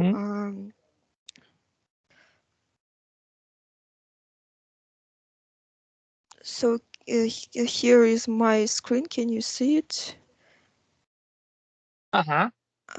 Okay, so I'm going to tell you about 3D bioprinting, about its technology, its process, various methods, and so about future of bioprinting. So there are currently hundreds of thousands of people waiting for critical organs like kidneys, hearts, and livers, and these organs, of course, could save their lives, but unfortunately there aren't enough donor organs available to fill this demand. So the main idea of bioprinting is creating organs and tissues which are crucial for our life. Nowadays, we are not able to print complex organs, but simpler tissues such as blood vessels and tubes, which are responsible for nutrients and waste exchange, already can be printed. But currently, we use 3D bioprinting to formate organs and tissues in order to estimate the efficiency of drugs. And bioprinting is a technique that deposits layers of material on top of each other in order to construct a three-dimensional object. 3D bioprinting is obviously trickier than 3D printing, because cells are more sensitive and they require a special attention to allow them grow and divide. It's also necessary to prevent cytotoxic activity and of solvents used during this process. Also, 3D bioprinting requires sterile conditions because it's necessary to avoid contamination of the bioprinted sample. It also requires appropriate temperature and humidity to help cells to survive during this process. Also, plastic materials which are traditionally used in 3D printing cannot be used in bioprinting because they require high temperatures or toxic solvents. In 3D printer, during 3D printing for organs and tissues, used bioink. So bioink is a printable material that contains living cells. Usually bioinks looks like water-rich molecules called hydrogels, and in these molecules there are mixed millions of living cells and also various chemicals, and the role of these chemicals is to encourage cells to communicate with each other and grow. Some bioinks include a single type of cell, and others can combine several different kinds to produce more complex structures. So the term bioink doesn't only mean the cells which are used in creating new tissues, but it also mean carrier molecules that provide support to the growing cells. And common carrier materials used with cells during bioprinting and biopolymer gels. So they are usually biopolymer gels, and they act as a 3D scaffold. And they help cells to attach, grow, and increase. Of course, the selection of bioink for each process is a very important step because each bioink, selected bioink, should have desired properties. I mean, mechanical, chemical, and etc. characteristics. On this picture, you can see also structure of bioink and several printing techniques. And the most popular technique nowadays is extrusion-based technique. During this technique, a bioink gets loaded into printing chamber and pushed through a round nozzle, which in this nozzle rarely wider than 400 microns. So in this result, we have continuous thread, a thickness of which is about human fingernail. Talking about inkjet-based bioprinting, so here, this method is based on the ejection of drops of liquids, as you can see, and usually used thermal bioprinting. So this thermal bioprinting can be achieved by electrically heating the print head in order to generate pressure that causes release of droplets from the nozzle.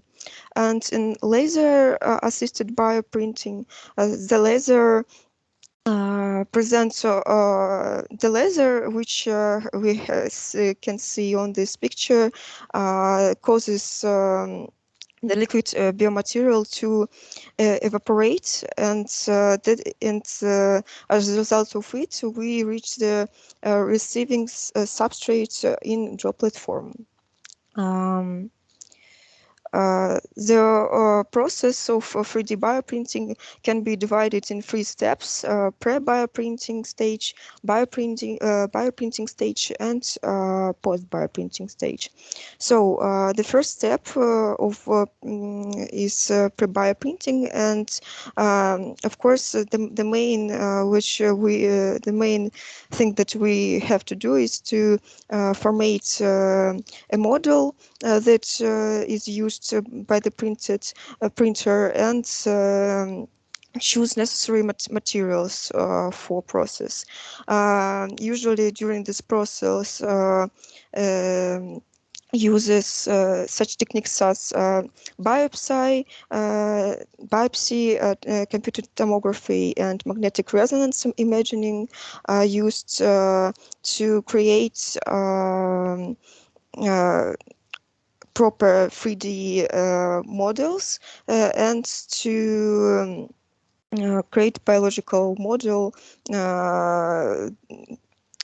which we are going to print. So and then cells which are necessary for the process are selected and multiplied. And then these cells are mixed with oxygen and nutrients to in order to keep them viable.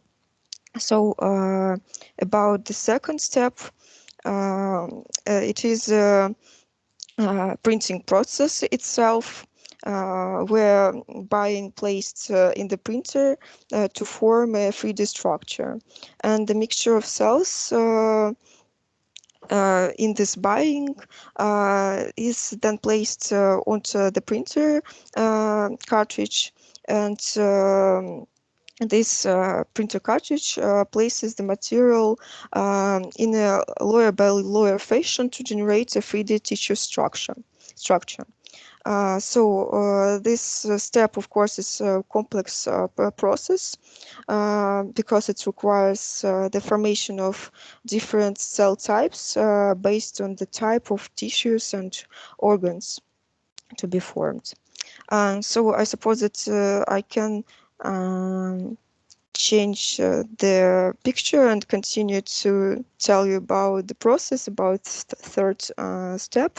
So post-bioprinting is the last step of the bioprinting process, and it's important in order to provide stability to the printed structure.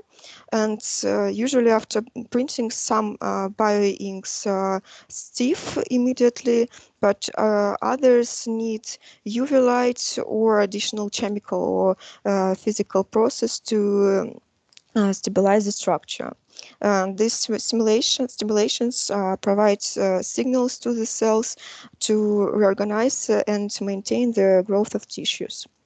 In the absence of this step, the mechanical structure of the material might be disrupted, which then affects the functional of the material. So if the printing process is successful, the cells in the synthetic tissue will begin to behave the same way cells do in real tissue. So they start to communicate, signal each other, exchange nutrients and multiply. And so talking about future of bioprinting, about the challenges and problems. So nowadays it is known that it is rather one of the most crucial issues is to find proper materials to make this to materials which are which can be put it in these bioinks or which can be used to print these tissues and organs and bioprinter technology currently used, which is currently used, has comparatively lower resolution and speed, and of course, it produces a challenge for future development. And bioprinters also should be compatible with a wide spectrum of biomaterials. And vasculature of tissue constructs is an important challenge in 3D bioprinting because tissues require continuous oxygens and nutrients. And of course, bioprinting is still a novel technology. It should be studied to ensure that it is going to be safe for humans. And honestly, I have different information. So, for example, I was of course, I was reading different articles, on different sources, and for example, I read 2 articles of 2018, and in one article there was written that, as I have already said, that we can print something more simpler, and so we nowadays can't print difficult organs such as liver, heart, and etc. But in less scientific article, I found the fact that I have that already was printed thyroid organ, and it already was transplanted to a patient, and as I understand, it didn't bring harm to the patient, so everything was well. And also it is known that there already was implanted prosthesis for the skull on a patient. So in this fact, I truly believe, just because it's like skull. So this prosthesis, as I understand, it's don't have to play a huge role in organism of person. So such kind of prosthesis already can be printed and used in medicine. And talking about thyroid glands, I'm not actually sure, but maybe there was a issue about connected with death, and maybe a person decided to try this variant, and so as a result everything was well. That's all that I wanted to say. Okay, so and what is the size of these bioprinted parts? So it is like 1 centimeter, or you can print now a nose or ear or a large part of skin, for example. So honestly, I haven't read this information, but as I understand, a few years ago, I don't know what about today, a few years ago, usually were printed small elements, and as I understand, then they growed up. Honestly, I don't understand how it's going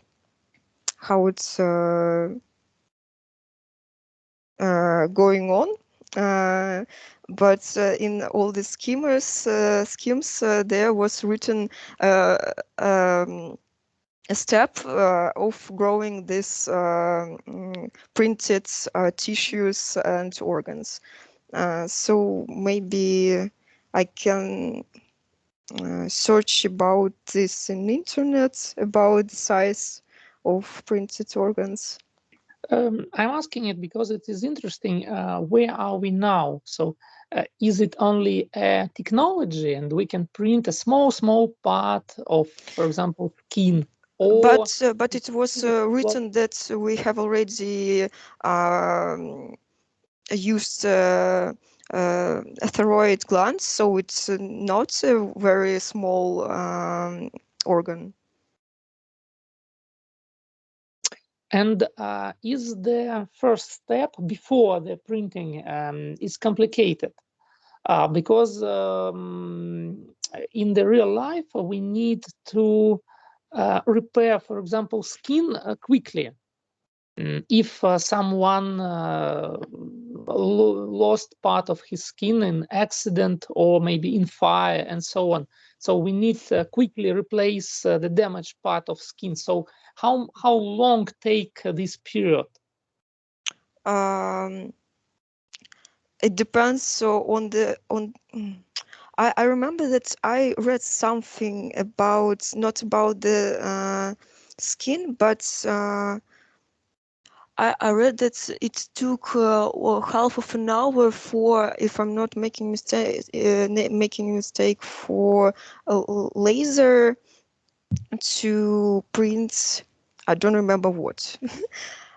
The question, because well, when we have enough cells pre-prepared, we can quickly print. It's okay. It is quite understandable. We can create more large print. It's okay, but you need to take the cells from the patient. You need to prepare these cells to be used in this 3D printer. So that's the question. How long takes this this period? So obviously this is a really difficult process, and I suppose that it couldn't be made in an hour or maybe a few hours. But maybe some cells could be taken from a fridge, maybe, but I'm not sure because because difficult organs like heart and etc. For their printing, it's better to take patient's material. So obviously it's requires time, but if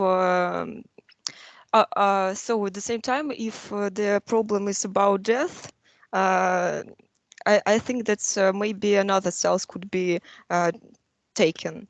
But if patient could wait, it's better to take his cells and to spend more time. Yes, I think you need to take patient's cells, otherwise the organism will not adopt it. It will just refuse it, as the transplantation of something like heart transplantation. Sometimes the body refuses the new part, and patient can die of it. So, well, it's interesting. Maybe one day in our hospitals, there will be, in every hospital, there will be a 3D printer, and if someone is damaged, okay, you need a new heart, we just printed it, your operation will be tomorrow, like this. Just for me, I'm waiting for these technologies. I think it is really a breakthrough. Yeah, I agree with you. So I'm waiting for it, but we understand that it is really insane. Well, the cost is absolutely insane now, but if the technology will be more and more wide presented, there will be more people who are doing these 3D printers. The technology will grow up, and so the price will go down. So one day, maybe we will really can. Any one of us can face this technology. It will be really interesting. Okay, thank you. Have you any questions?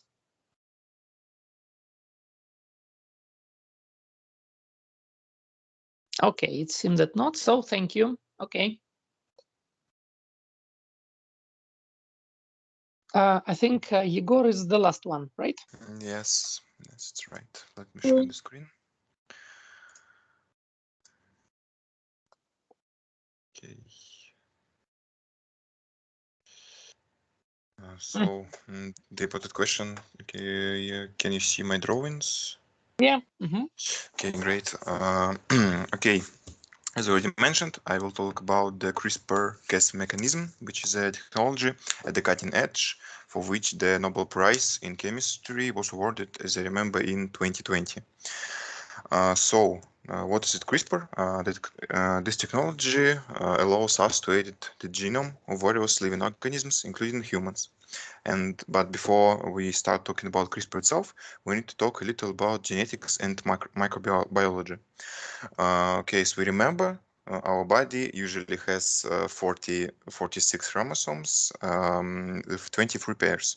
And the main part of these chromosomes is the DNA, the twisted spirals that store genetic information about us. At each place of the spiral sits some one of nitrogen bases of 4: thymine, adenine, guanine, cytosine. For example, one of the nitrogen bases. And according to the complementarity rule, adenine connects only with thymine and guanine connects only with cytosine. Also, we need to remember about RNA. This is a single-stranded sequences of exact same nitrogen bases that can transmit the genetic information from our chromosomes in the cell to other complexes, mitochondria, ribosomes. So Luba already mentioned mechanism of this transform.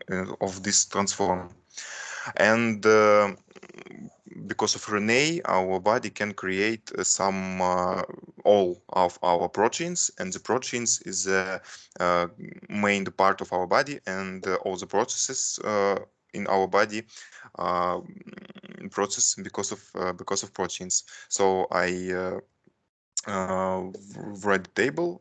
This is some sort of genetic code.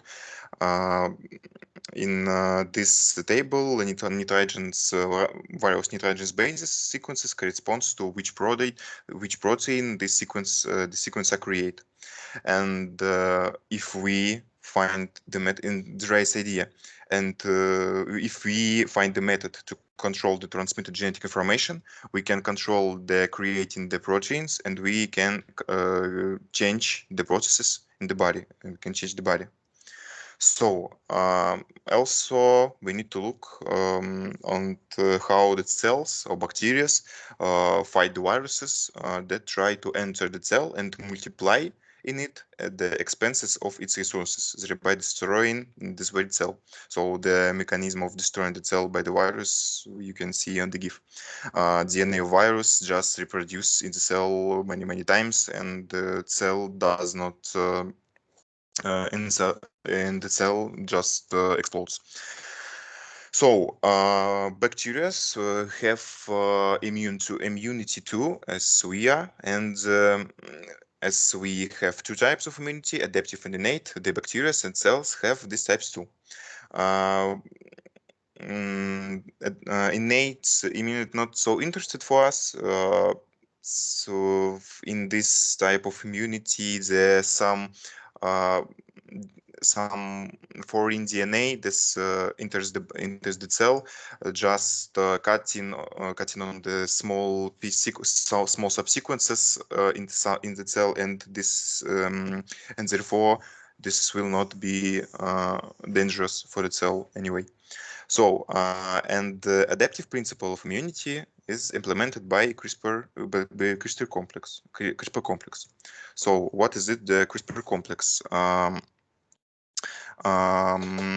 This CRISPR cassette, which locate inside DNA, stores the genetic information about some special proteins called the Cas, and then after some leadership sequences of nitrogen bases, there are some sequences repeating piece of DNA of the cell itself, and between these repeated sequences there are some spacers. This is sequences of some viruses that invade that cell or its parents before.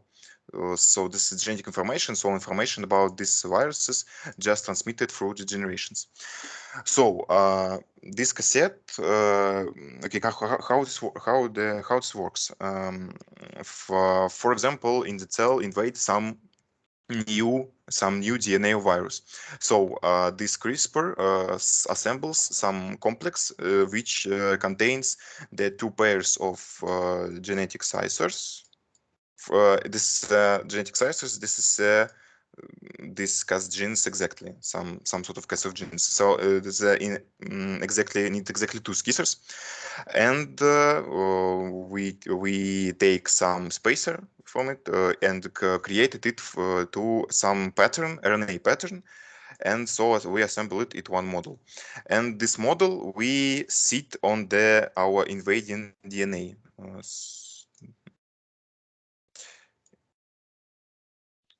I wrote it. It's not Spiro. I wrote it for the simplicity. So there's this complex run for the DNA and just check if we can find this pattern on the DNA, on the invading DNA. So if we find the pattern, for example, this pattern. Genetic skissers just cut this pattern out the DNA, so they splice the invading DNA in the parts. Also important to notify that these skissers cut only this spiral, and these skissers, for example, cut only this part of DNA. So important question, how the CRISPR knows we are not cutting our DNA, our cell DNA. So to solve this question, some processes. The fact is that the cell and its genes retains only those pieces of virus DNA that have a special short sequence in the end or the beginning. In the end, on the beginning, we call it PEM, protospacer adjacent motif. So we can cut some pattern from the DNA, or if and only if this sequence PEM is in this pattern. So this is sequence short, and this varies from cell to cell, and scientists assumed that creating the PAM it's natural selection, and thanks to this sequence, cell not destroy itself.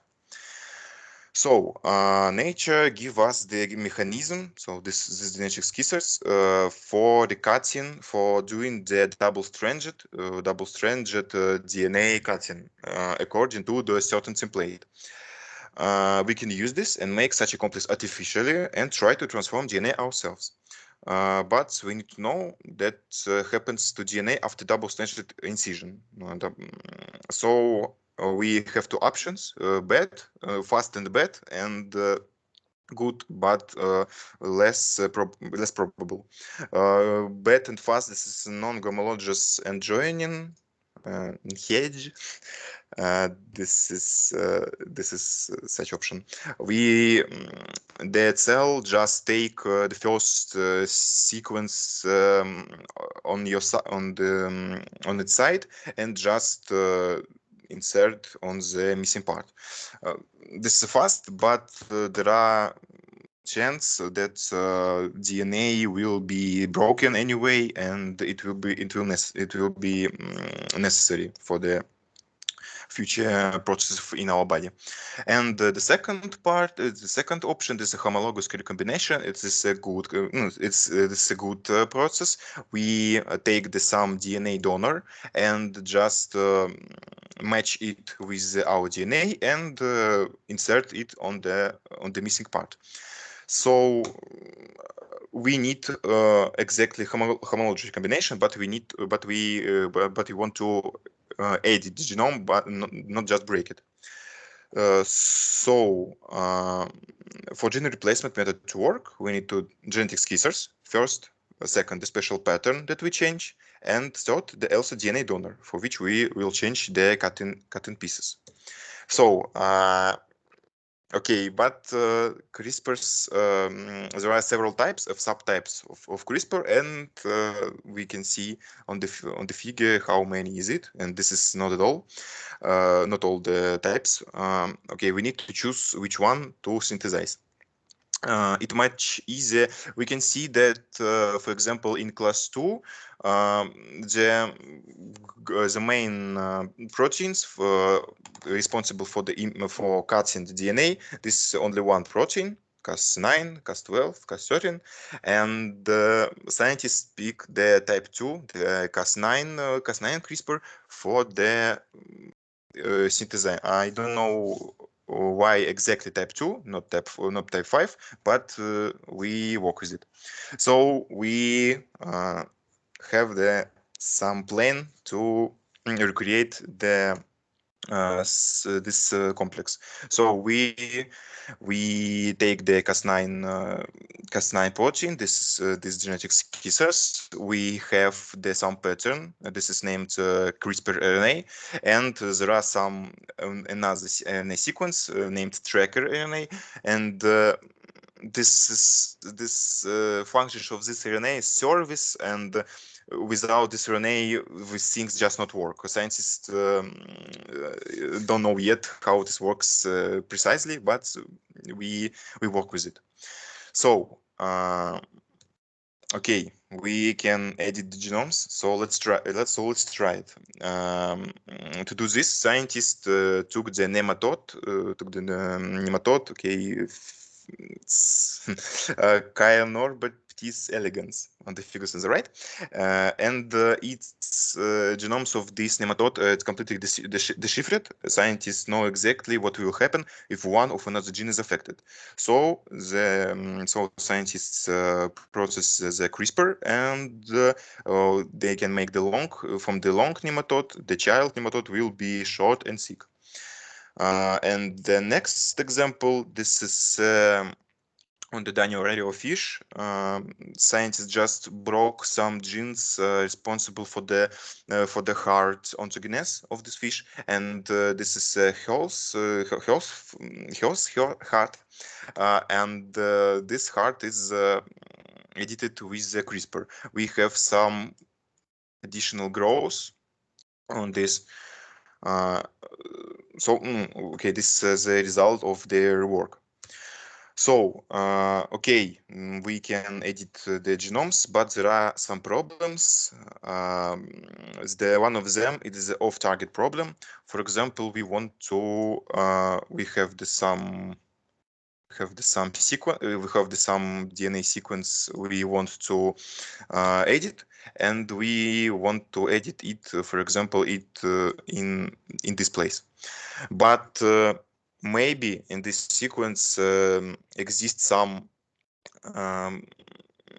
similar subsequences that there are some probability that these sequences can be changed too, but we don't need it, and we must lower the probability of these off targets and higher the probability of right things. So, and another question, and another problem that I was mentioned above about the non-homologous and joining, and unfortunately the cell produces this type of recreating DNA more frequently than homologous recombination. So this is a problem, and we need to solve it, and we need to increase the probability of homologous recombination. Okay, how we solve two problems and one thing. Let's create not the one CRISPR complex with two pairs of genetic sequence, but two complexes of CRISPR with same pattern, but in each complex will be just one scissor responsible for the only one strand of the one spiral of DNA. So if we have some editing spiral, we just sit this model on the one strand, for example, on this strand, and the second model on this strand. So if we find some pattern, we can so these two complexes proceed the one strand cut, and this is not so terrible for the cell. And in this case, the cell will probably use the exactly homologous recombination.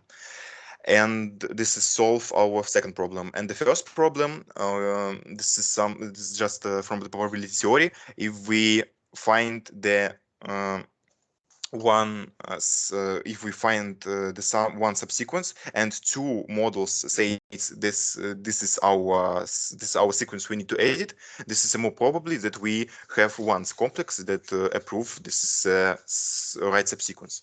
So we solve to the problems, and this is great. Okay, and this and the most interesting thing in that it has already been tested on humans. Chinese scientist named He Jiankui, this is his portrait, at the stage when children in the mother's body are still single cells, named zygotes, conducted the CRISPR-Cas and genetically removed the CSR5 protein, which HIV sits on, and when it affects the person. Now the HIV just can't cling on this child, and child can't get the HIV. And in fact, many studies have shown that people are only better off without this CCR5 protein. As I can remember, some brain activities in increase if you don't have this protein, and so on. But an ethical scandal arose, and the scientist was imprisoned for 3 years. But it should be noted that everything worked, it was checked, and the children really can get the HIV. It's great work. The question is raised whether we cannot harm in this way, we can or create the super people, or we edit the God. This is some religious questions, or we can just broke the DNA of the children, and he just died in the mother's body. The answer is that the nature itself makes about 40 random. No, I think that answer is nature makes about 40 random mutations in the process of ontogenes new people, new child, and which in this all of these random transforms performed by nature can transform the person into something else.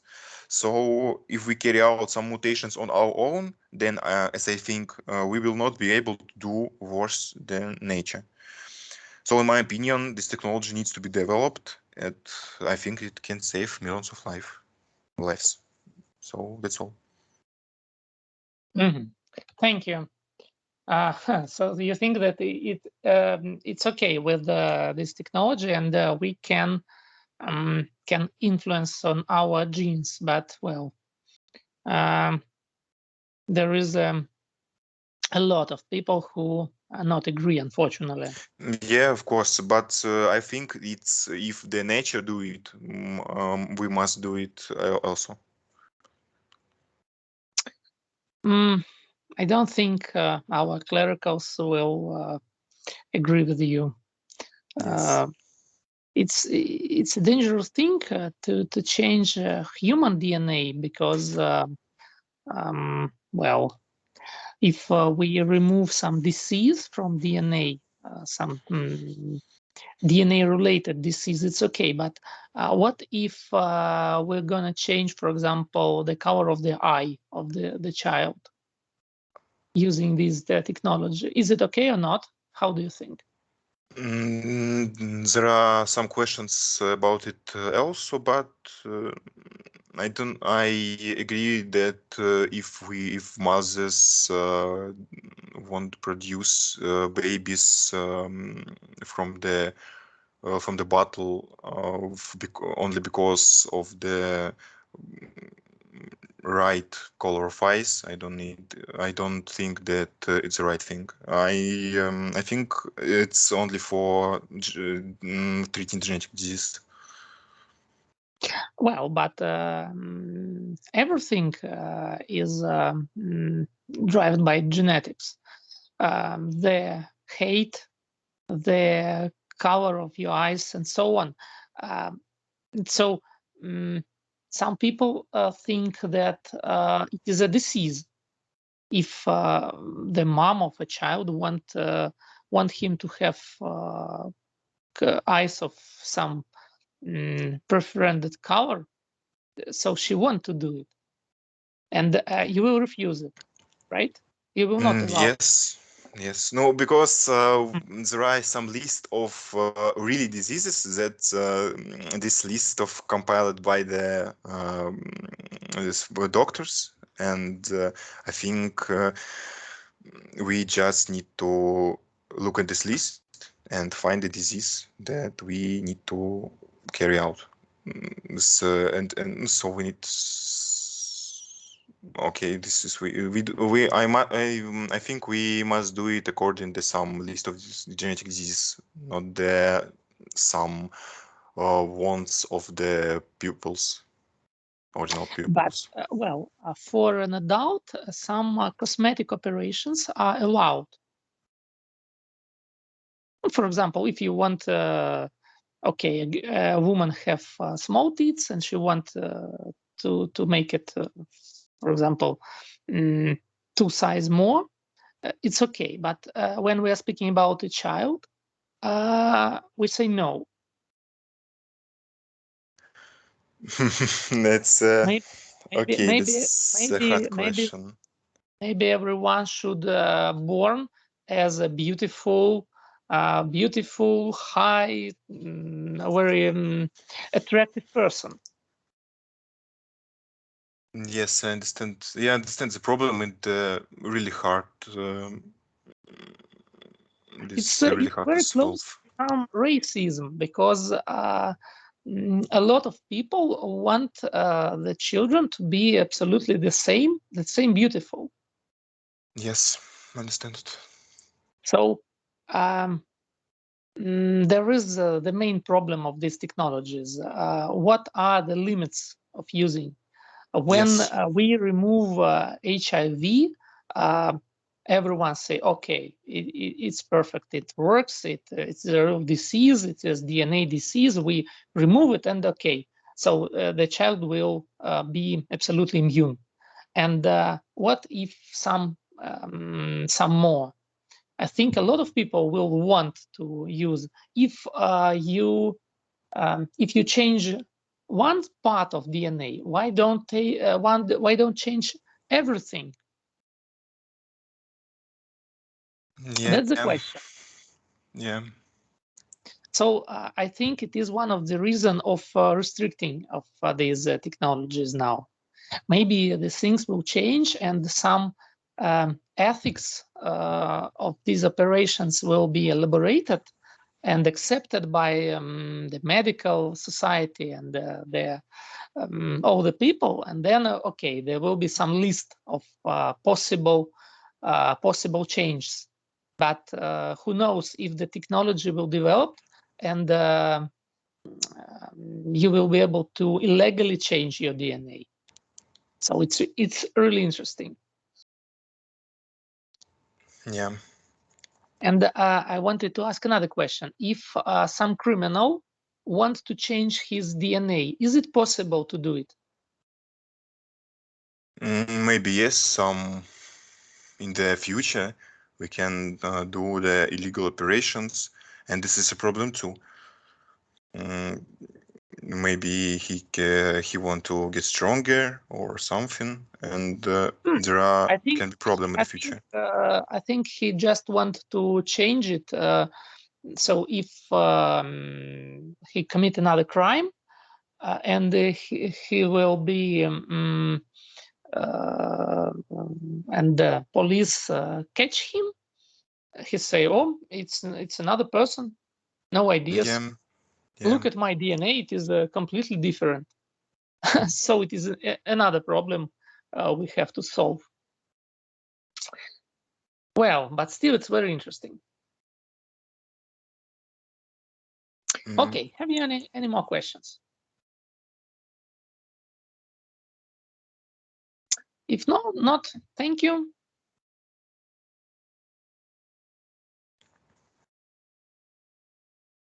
I think that's all for today. So see you on Monday, and goodbye. Thank you. Goodbye.